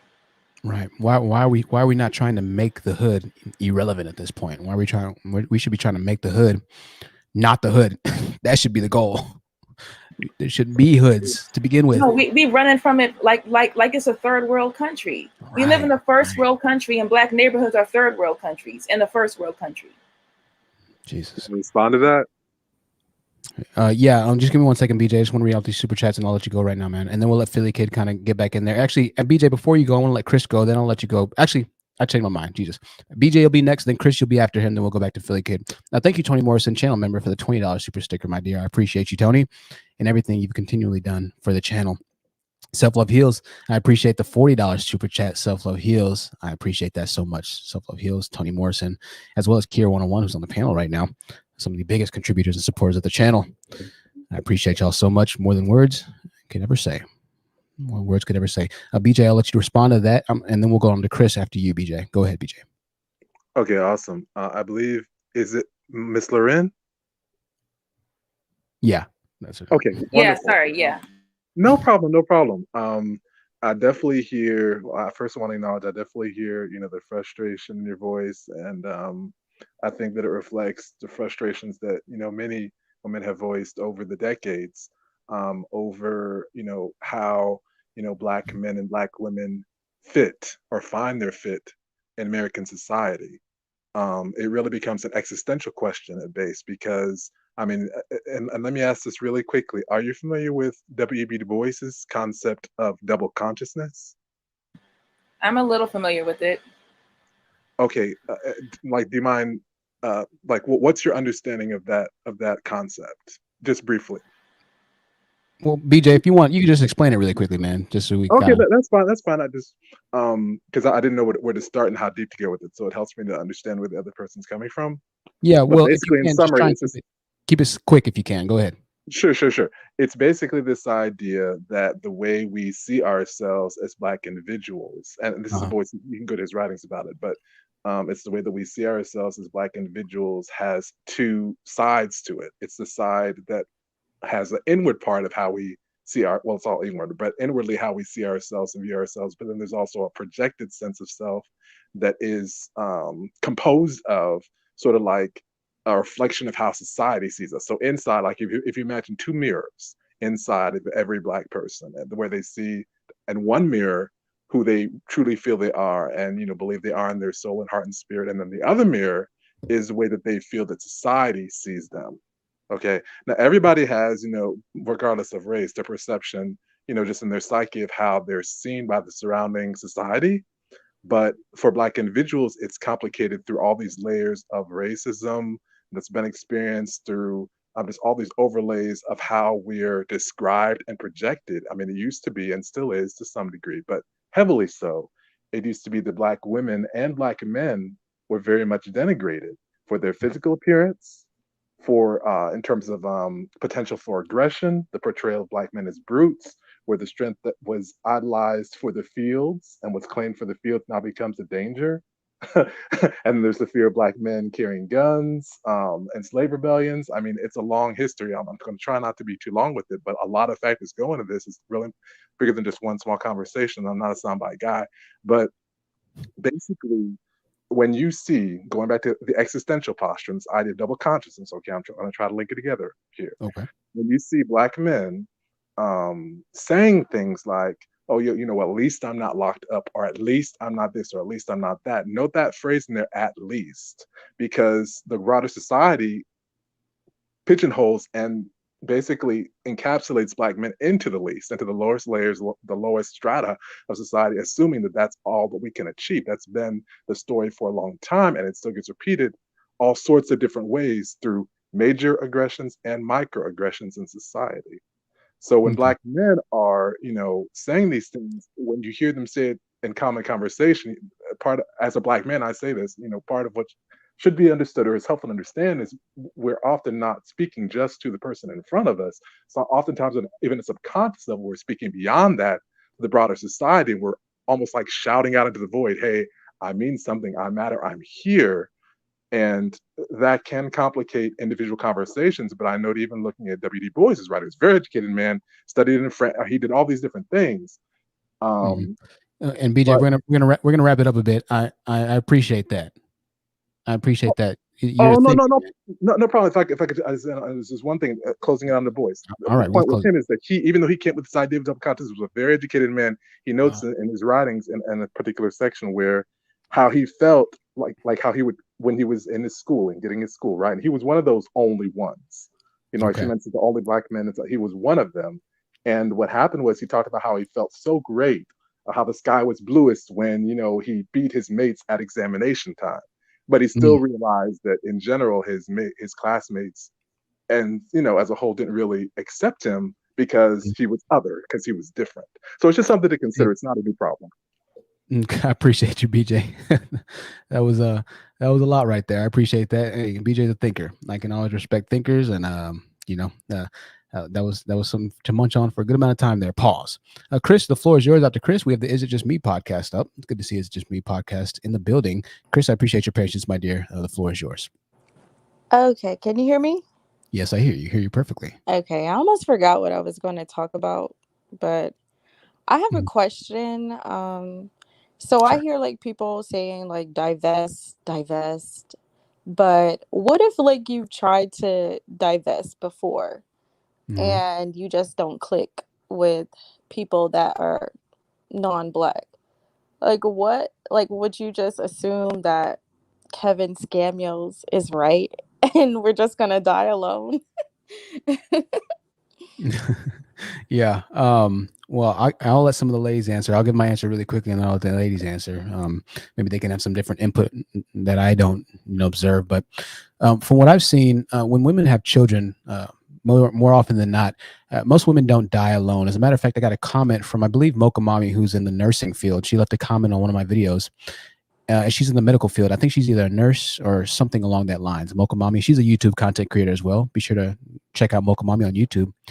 And she works in hospitals. And so she left a comment saying, I've seen a lot of people die. I'm sure more than her fair share. And the women don't die alone. They always have children with them. Unless you're just a horrible, evil mother, in which case sometimes the children are still there, I would assume. But their children are always with their mothers as their final days go. Most women outlive men to begin with. So most of the time, the male is going to die before the woman does. So essentially, whether or not you're with a man, women live longer than guys. What this is it's a scare tactic. They want to try and scare you into the slave submission. They want to put fear into your hearts. The Manosphere Doomer is a good live stream that I think Cynthia G shared. And it really kind of breaks this down, the entire doom culture of the Black male mindset. And what they try and do is they try and doom you because as a whole, as a collective, Black males are at the bottom, and a lot of them are doomed for themselves. They have no upward mobility. They have no light at the end of their tunnel, whether that be by their own, you know, will, by their own hands, or whether it just be the cards that life has dealt them, they've decided to give up. I've even heard Black males say that. What am I supposed to do? What do you want me to do? I can't do anything. I've heard males say that. We covered that in the live stream as well. What they try and do is they try and pull you down with them. Misery loves company, right?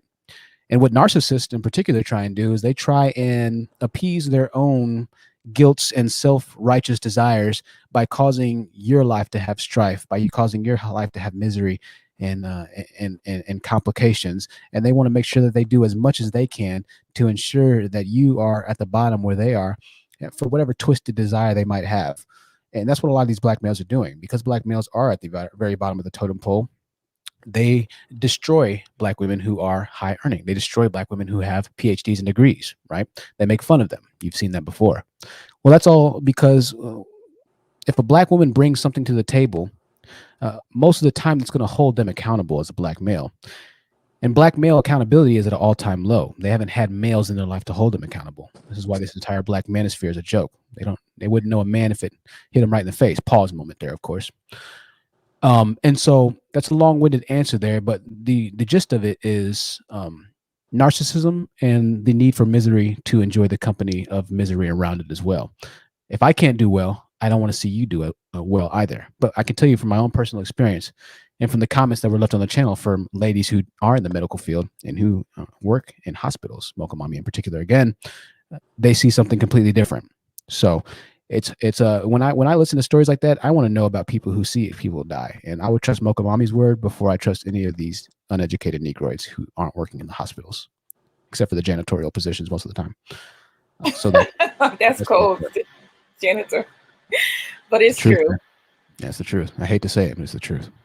Chris, I appreciate you. We're going to come to you in 1 second. We're going to let Alicia go, and then we'll go back to some of our other panel members as well. And Alicia, the floor is yours, my dear. It's good to see you in here. And shalom in the home. Hello, hello. That sounded right.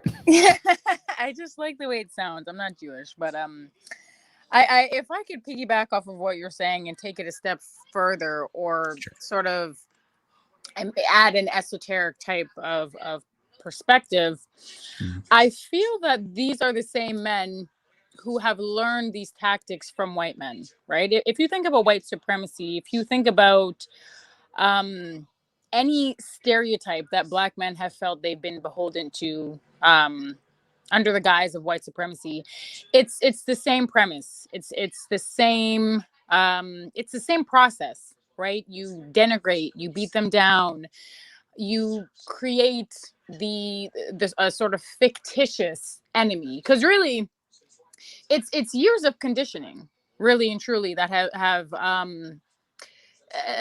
got black, not I don't want to say now, but there was a time when really it was operant conditioning that really rendered black men ineffective and just terrified to move in the world as black men, lest they be reminded of their blackness, right?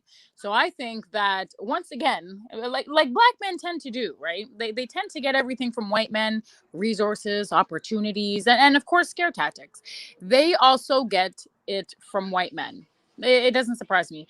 But to the gentleman that was talking about the double consciousness, I think that it's important for you to understand specifically that within the context of and I read his book, and I actually had to do a thesis on it. But the thing about that is, it's only applicable when you're in in their system, right? When you're subjugated within their system, you must operate within their system. That is when the double consciousness, that's really when it's that's the only time it's ever relevant. If you broke away from your subjugation, you broke the chains of your subjugation, you create the reflection that you want your people to look in, right? But because you're forced in their system, you're forced to see yourself the way that they see you, in addition to the way that you see yourself. If you don't want to live in a world where you have to operate under under the double consciousness theory, then break the chains of your subjugation and your oppression, and then you get to decide. And really and truly, what white supremacy thinks, what white people or the dominant society at large, what they think and feel about black people would be moot. It would be null and void, right? You create your own image. It doesn't even matter. That's such a good point. I'm so glad. Right. I'm sorry to interrupt. I'm so glad you said that. What they think doesn't matter. Who cares what a white supremacist thinks about a black person? How does that stop you from going to college more regularly, or getting degrees more regularly, or making that a normal part of your life? How's that stopping you? Here, I will try to be brief. Jim Crow. Once again, I want to and let Anna systemic finish. racism over many decades, I believe. All right, just 1 second, BJ. I want to let Anna finish. Go ahead, Anna. No, that was really what I'm trying to say. Even under Jim Crow, even like you have to understand, in a Jim Crow era, and I want you to refer to Cynthia G because she's the pioneer. But even during the most dangerous era in time for your skin to be black men were pursuing interracial relationships with white women. So I don't want to hear about Jim Crow. I don't care. They were pursuing relationships with white women to the extent that they were fighting anti-miscegenation laws, going to the Supreme Court so that they could have access to white women. Not fighting the Supreme Court for their freedom. To break the chains of their subjugation and oppression, because they were being lynched, because their women and children were being abused, murdered, raped. The hoses were being turned on them. The dogs were being attacked by dogs. No. I'm sorry, for context, what time period are we talking about? The Jim Crow, Sundown Town, the Jim Crow era. That's kind of a wide era, but when you mention hoses, are you talking about the civil rights movement? Are you talking about the 50s and the 60s? Or are you talking about? Well, if we're going to be honest, black men have been pursuing relationships with white women since the 16th century.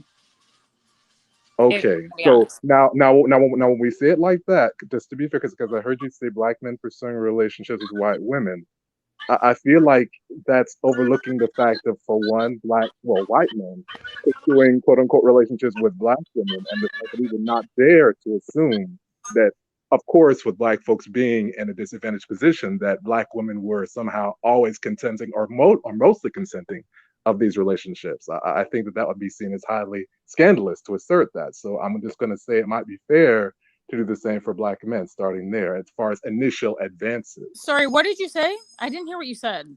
Did you say, are you drawing parallels between white men pursuing black women? Is that what you said?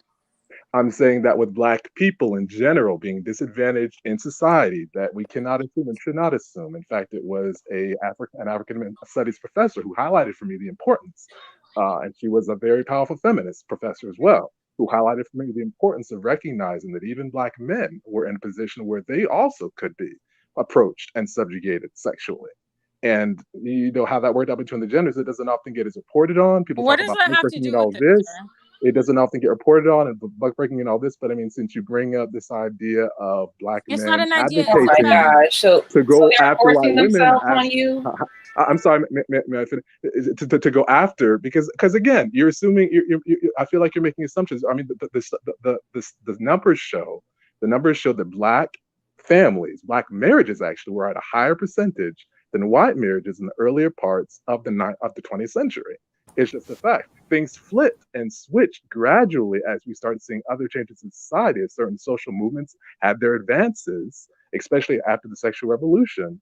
There was a flip and there was a switch where certain ideals and ideas, not to say that being conservative or going back to old times makes everything perfect, but the idea is, but we're talking about the black household, are we not? And we're talking about black and white relationships. Double consciousness. I was talking about double consciousness. Now you're talking about something entirely different. But even if we go along with what you're saying, you said black men going after white women, even back. I'm saying that black men were pursuing interracial relationships in the most dangerous time, the most dangerous era, the most dangerous millennia for them to be black. They were fighting the Supreme Court to marry these white women.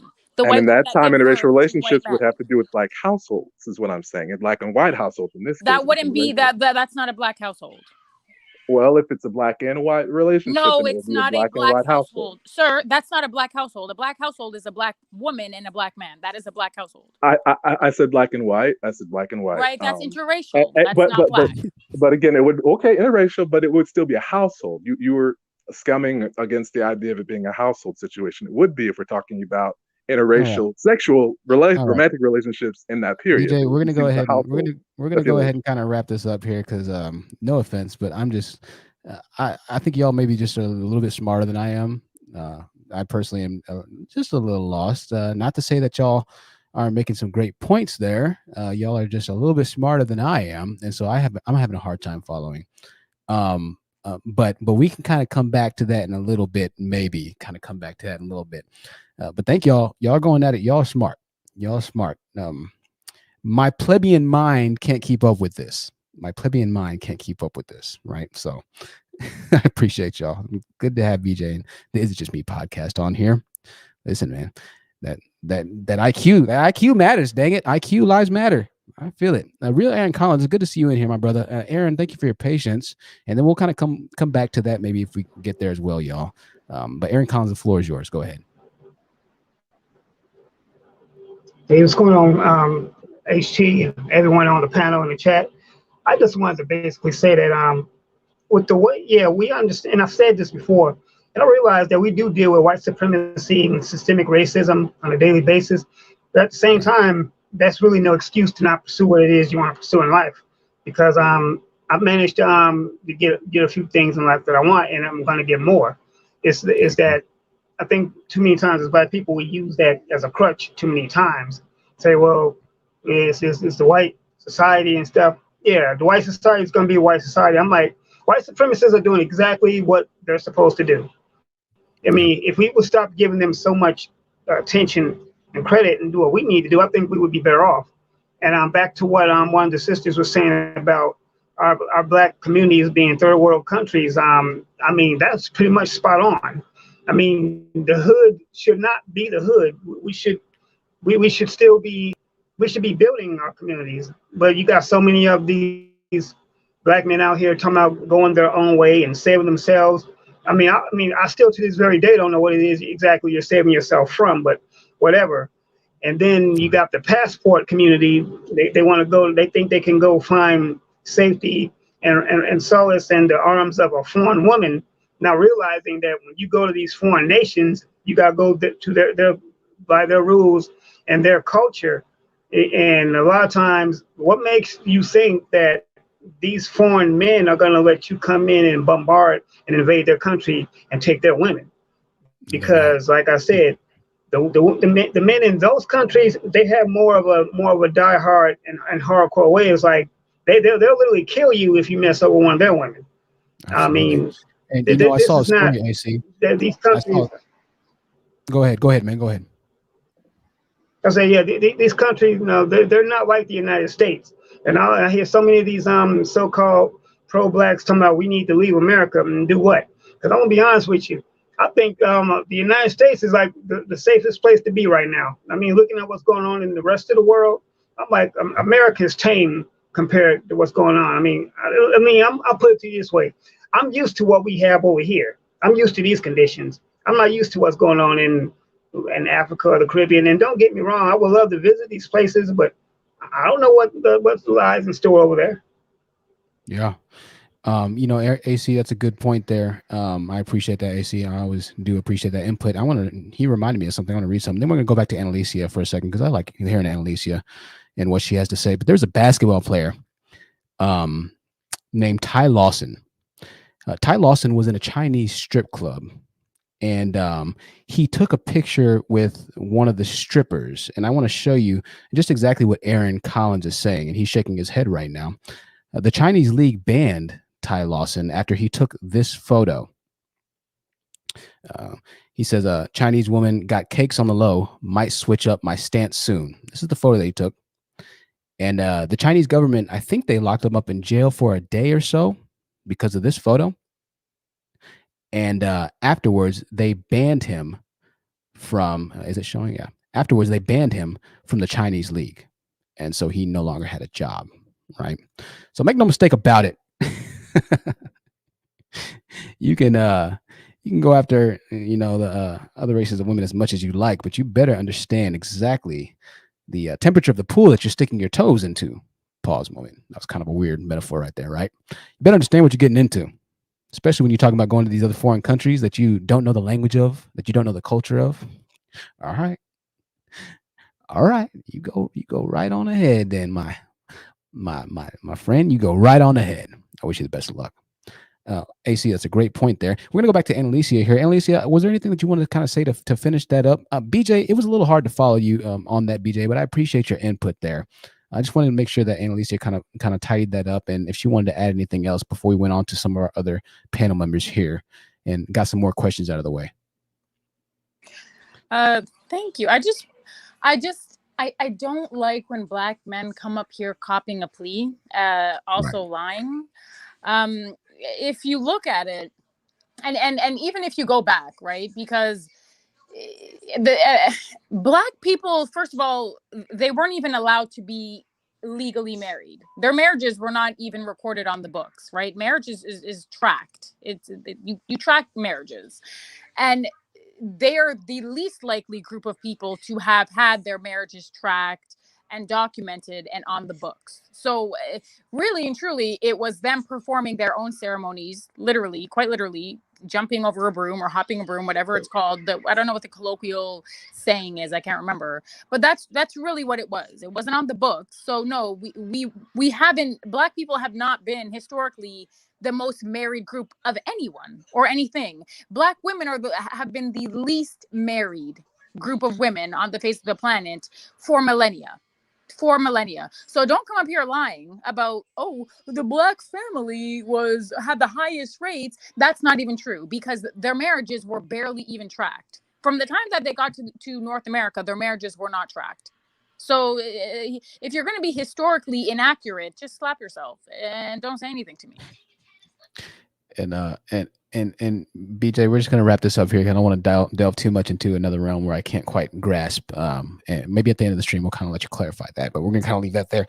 And because I tend to agree with Annalicia, and it's just a little bit more clear and concise there. But listen, I appreciate the both sides. BJ, I appreciate you as well. Right. We're going to move on here. We still have a couple ladies on the panel that haven't really said too much tonight, but we're going to start to wrap this up. We're at 3 hours and 8 minutes, and we're going to start to wrap it up slowly but surely. And so I want to thank everybody for being here tonight and for taking the time out. A bit of a different stream, but we're gonna get back to it here in a couple of days. Here, I got the next one already planned out, and we'll get back to it in a couple of days. So what we're gonna do is we're gonna go ahead and give final words.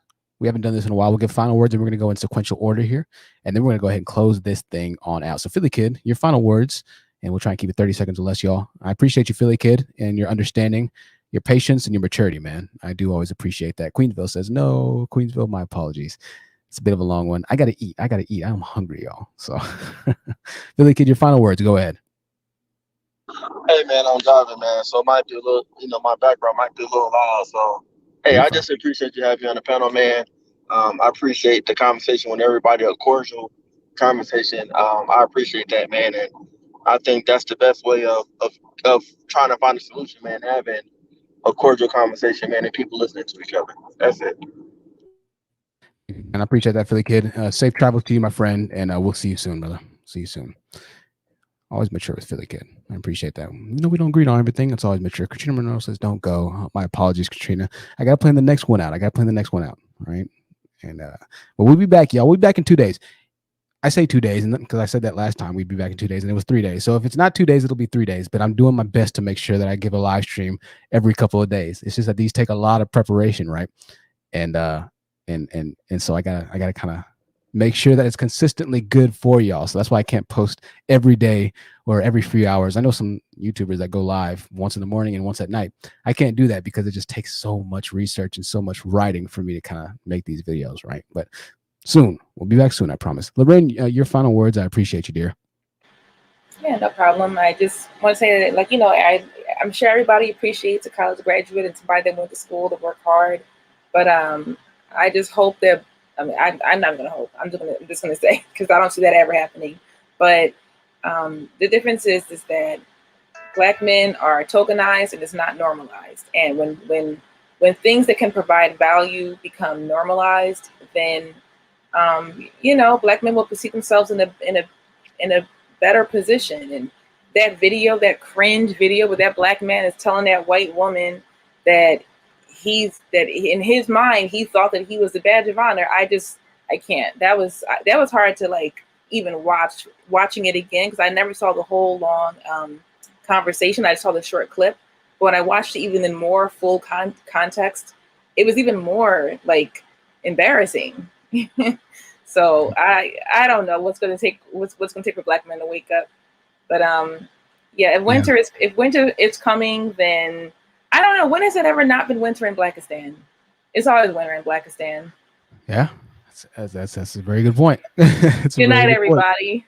Good night, Miss Loren. Loren, the owner of uniqueboutiquecandles.com. She is almost sold out of the sorbet candles, ladies and gentlemen. The sorbet candles are almost sold out. Trust me when I say you're going to want a sorbet candle. So make sure you go to uniqueboutiquecandles.com on Instagram, instagram.com/uniqueboutiquecandles.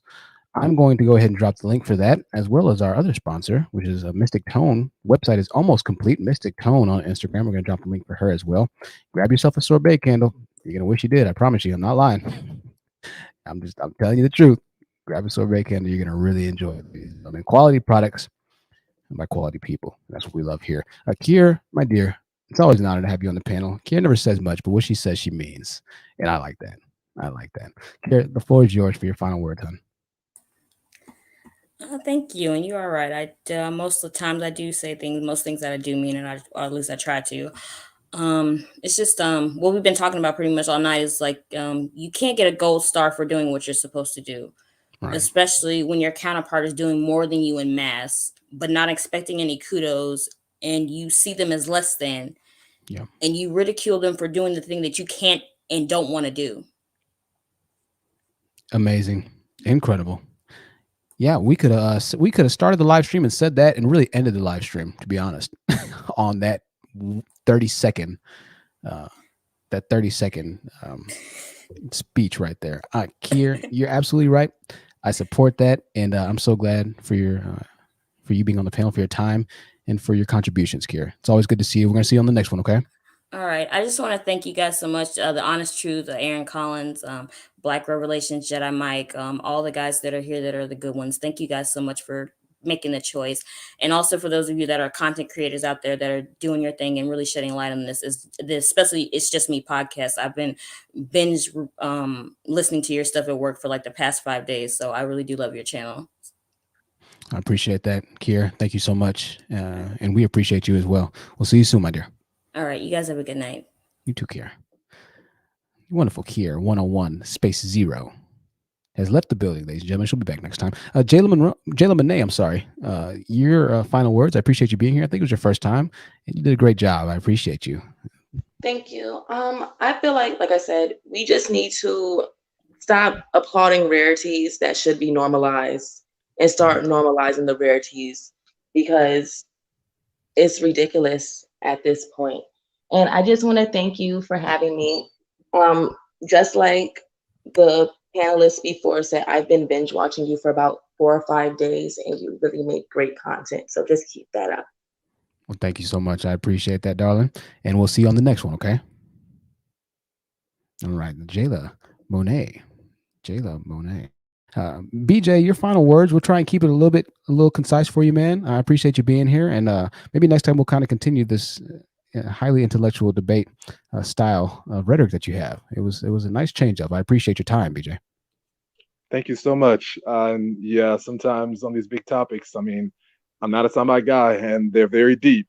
Yeah, I think one thing we need always watch in conversation is to make sure that just because we disagree with another person, we don't accuse them of lying. That's an ad hominem attack, a fallacy to the person, to their superhuman. So that's just one rule of civility in these discussions that I believe is helpful. And lastly, I think that there's a lot of work that can be done, but for those who are trying to resist the status quo, it's very important to not tear them down, or to not seem to be tearing them down, even in coded ways, because that just furthers the goals of white supremacy.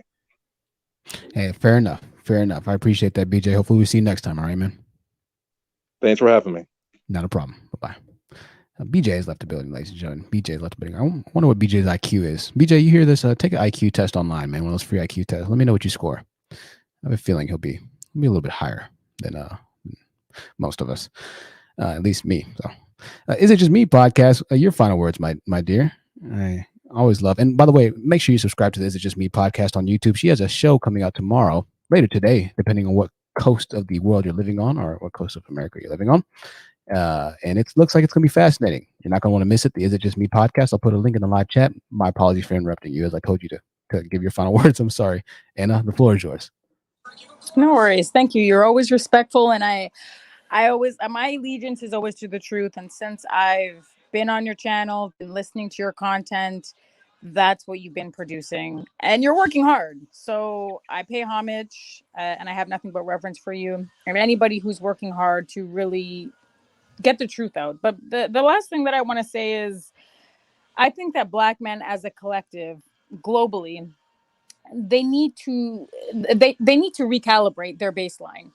I think that their baseline is it's below the ground level.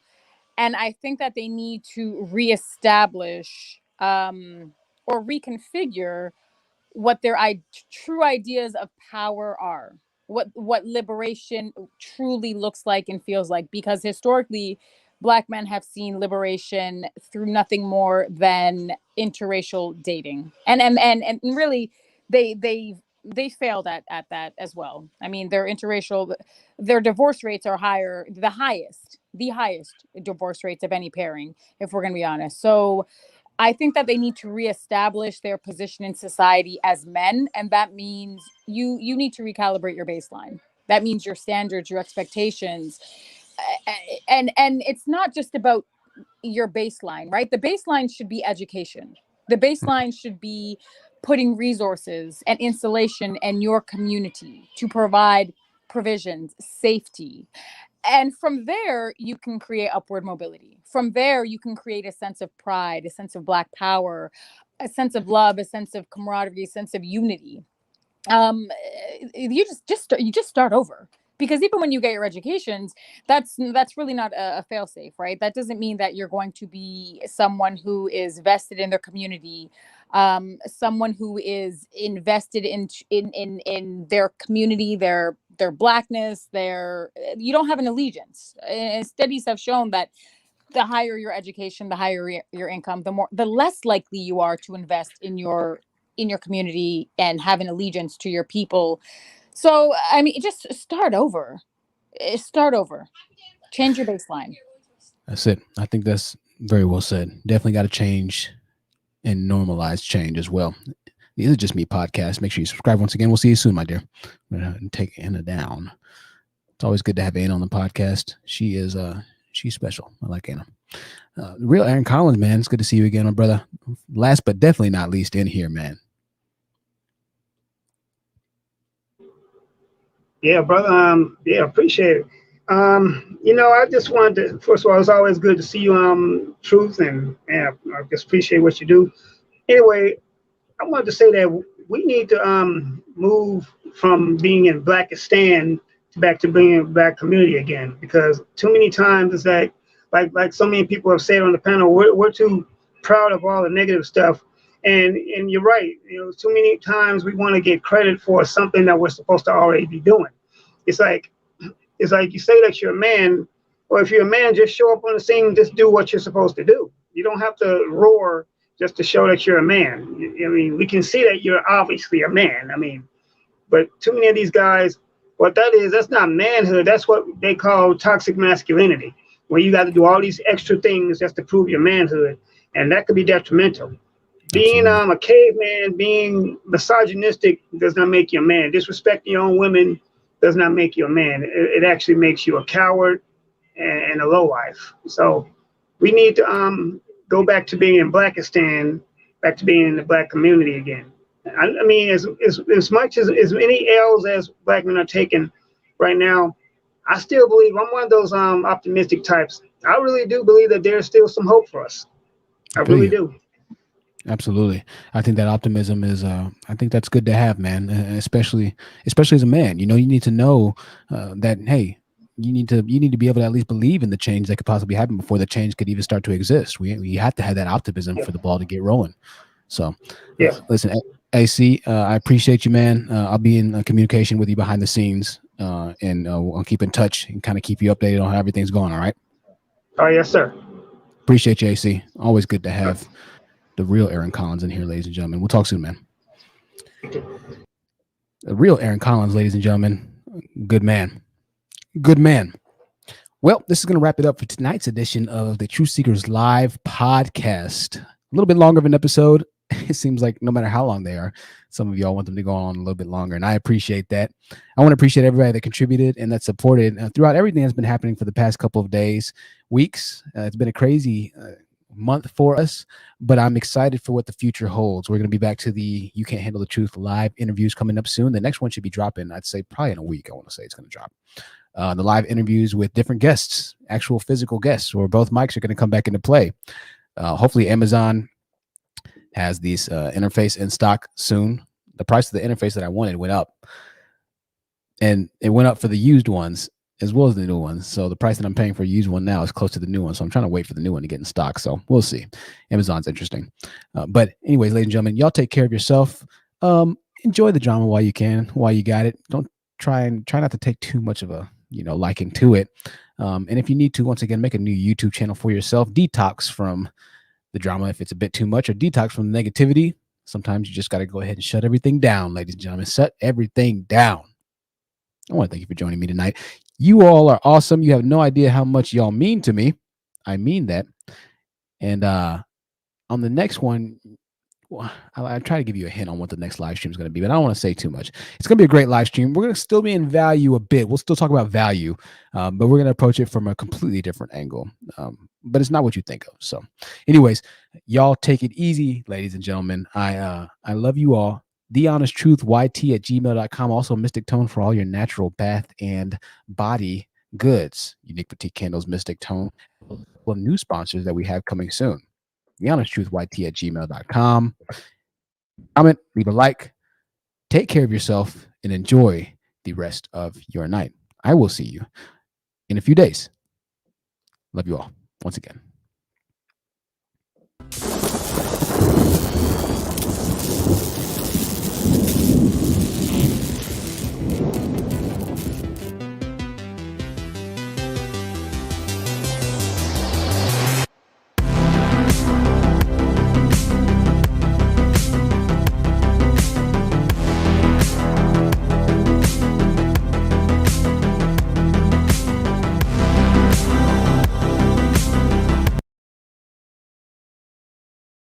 Is it not showing up for y'all? It's not showing up for me. Yeah, I know, right? I just saw it too. I'm gonna take it down. I can't go out like that. I was like, what the heck? Hold on a second. I'm going out bad tonight. This has been the Dusty Stream. Okay, last time. Good night. I love you all.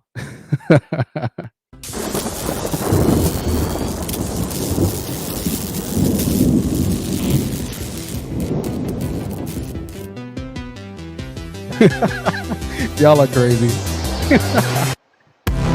I love y'all.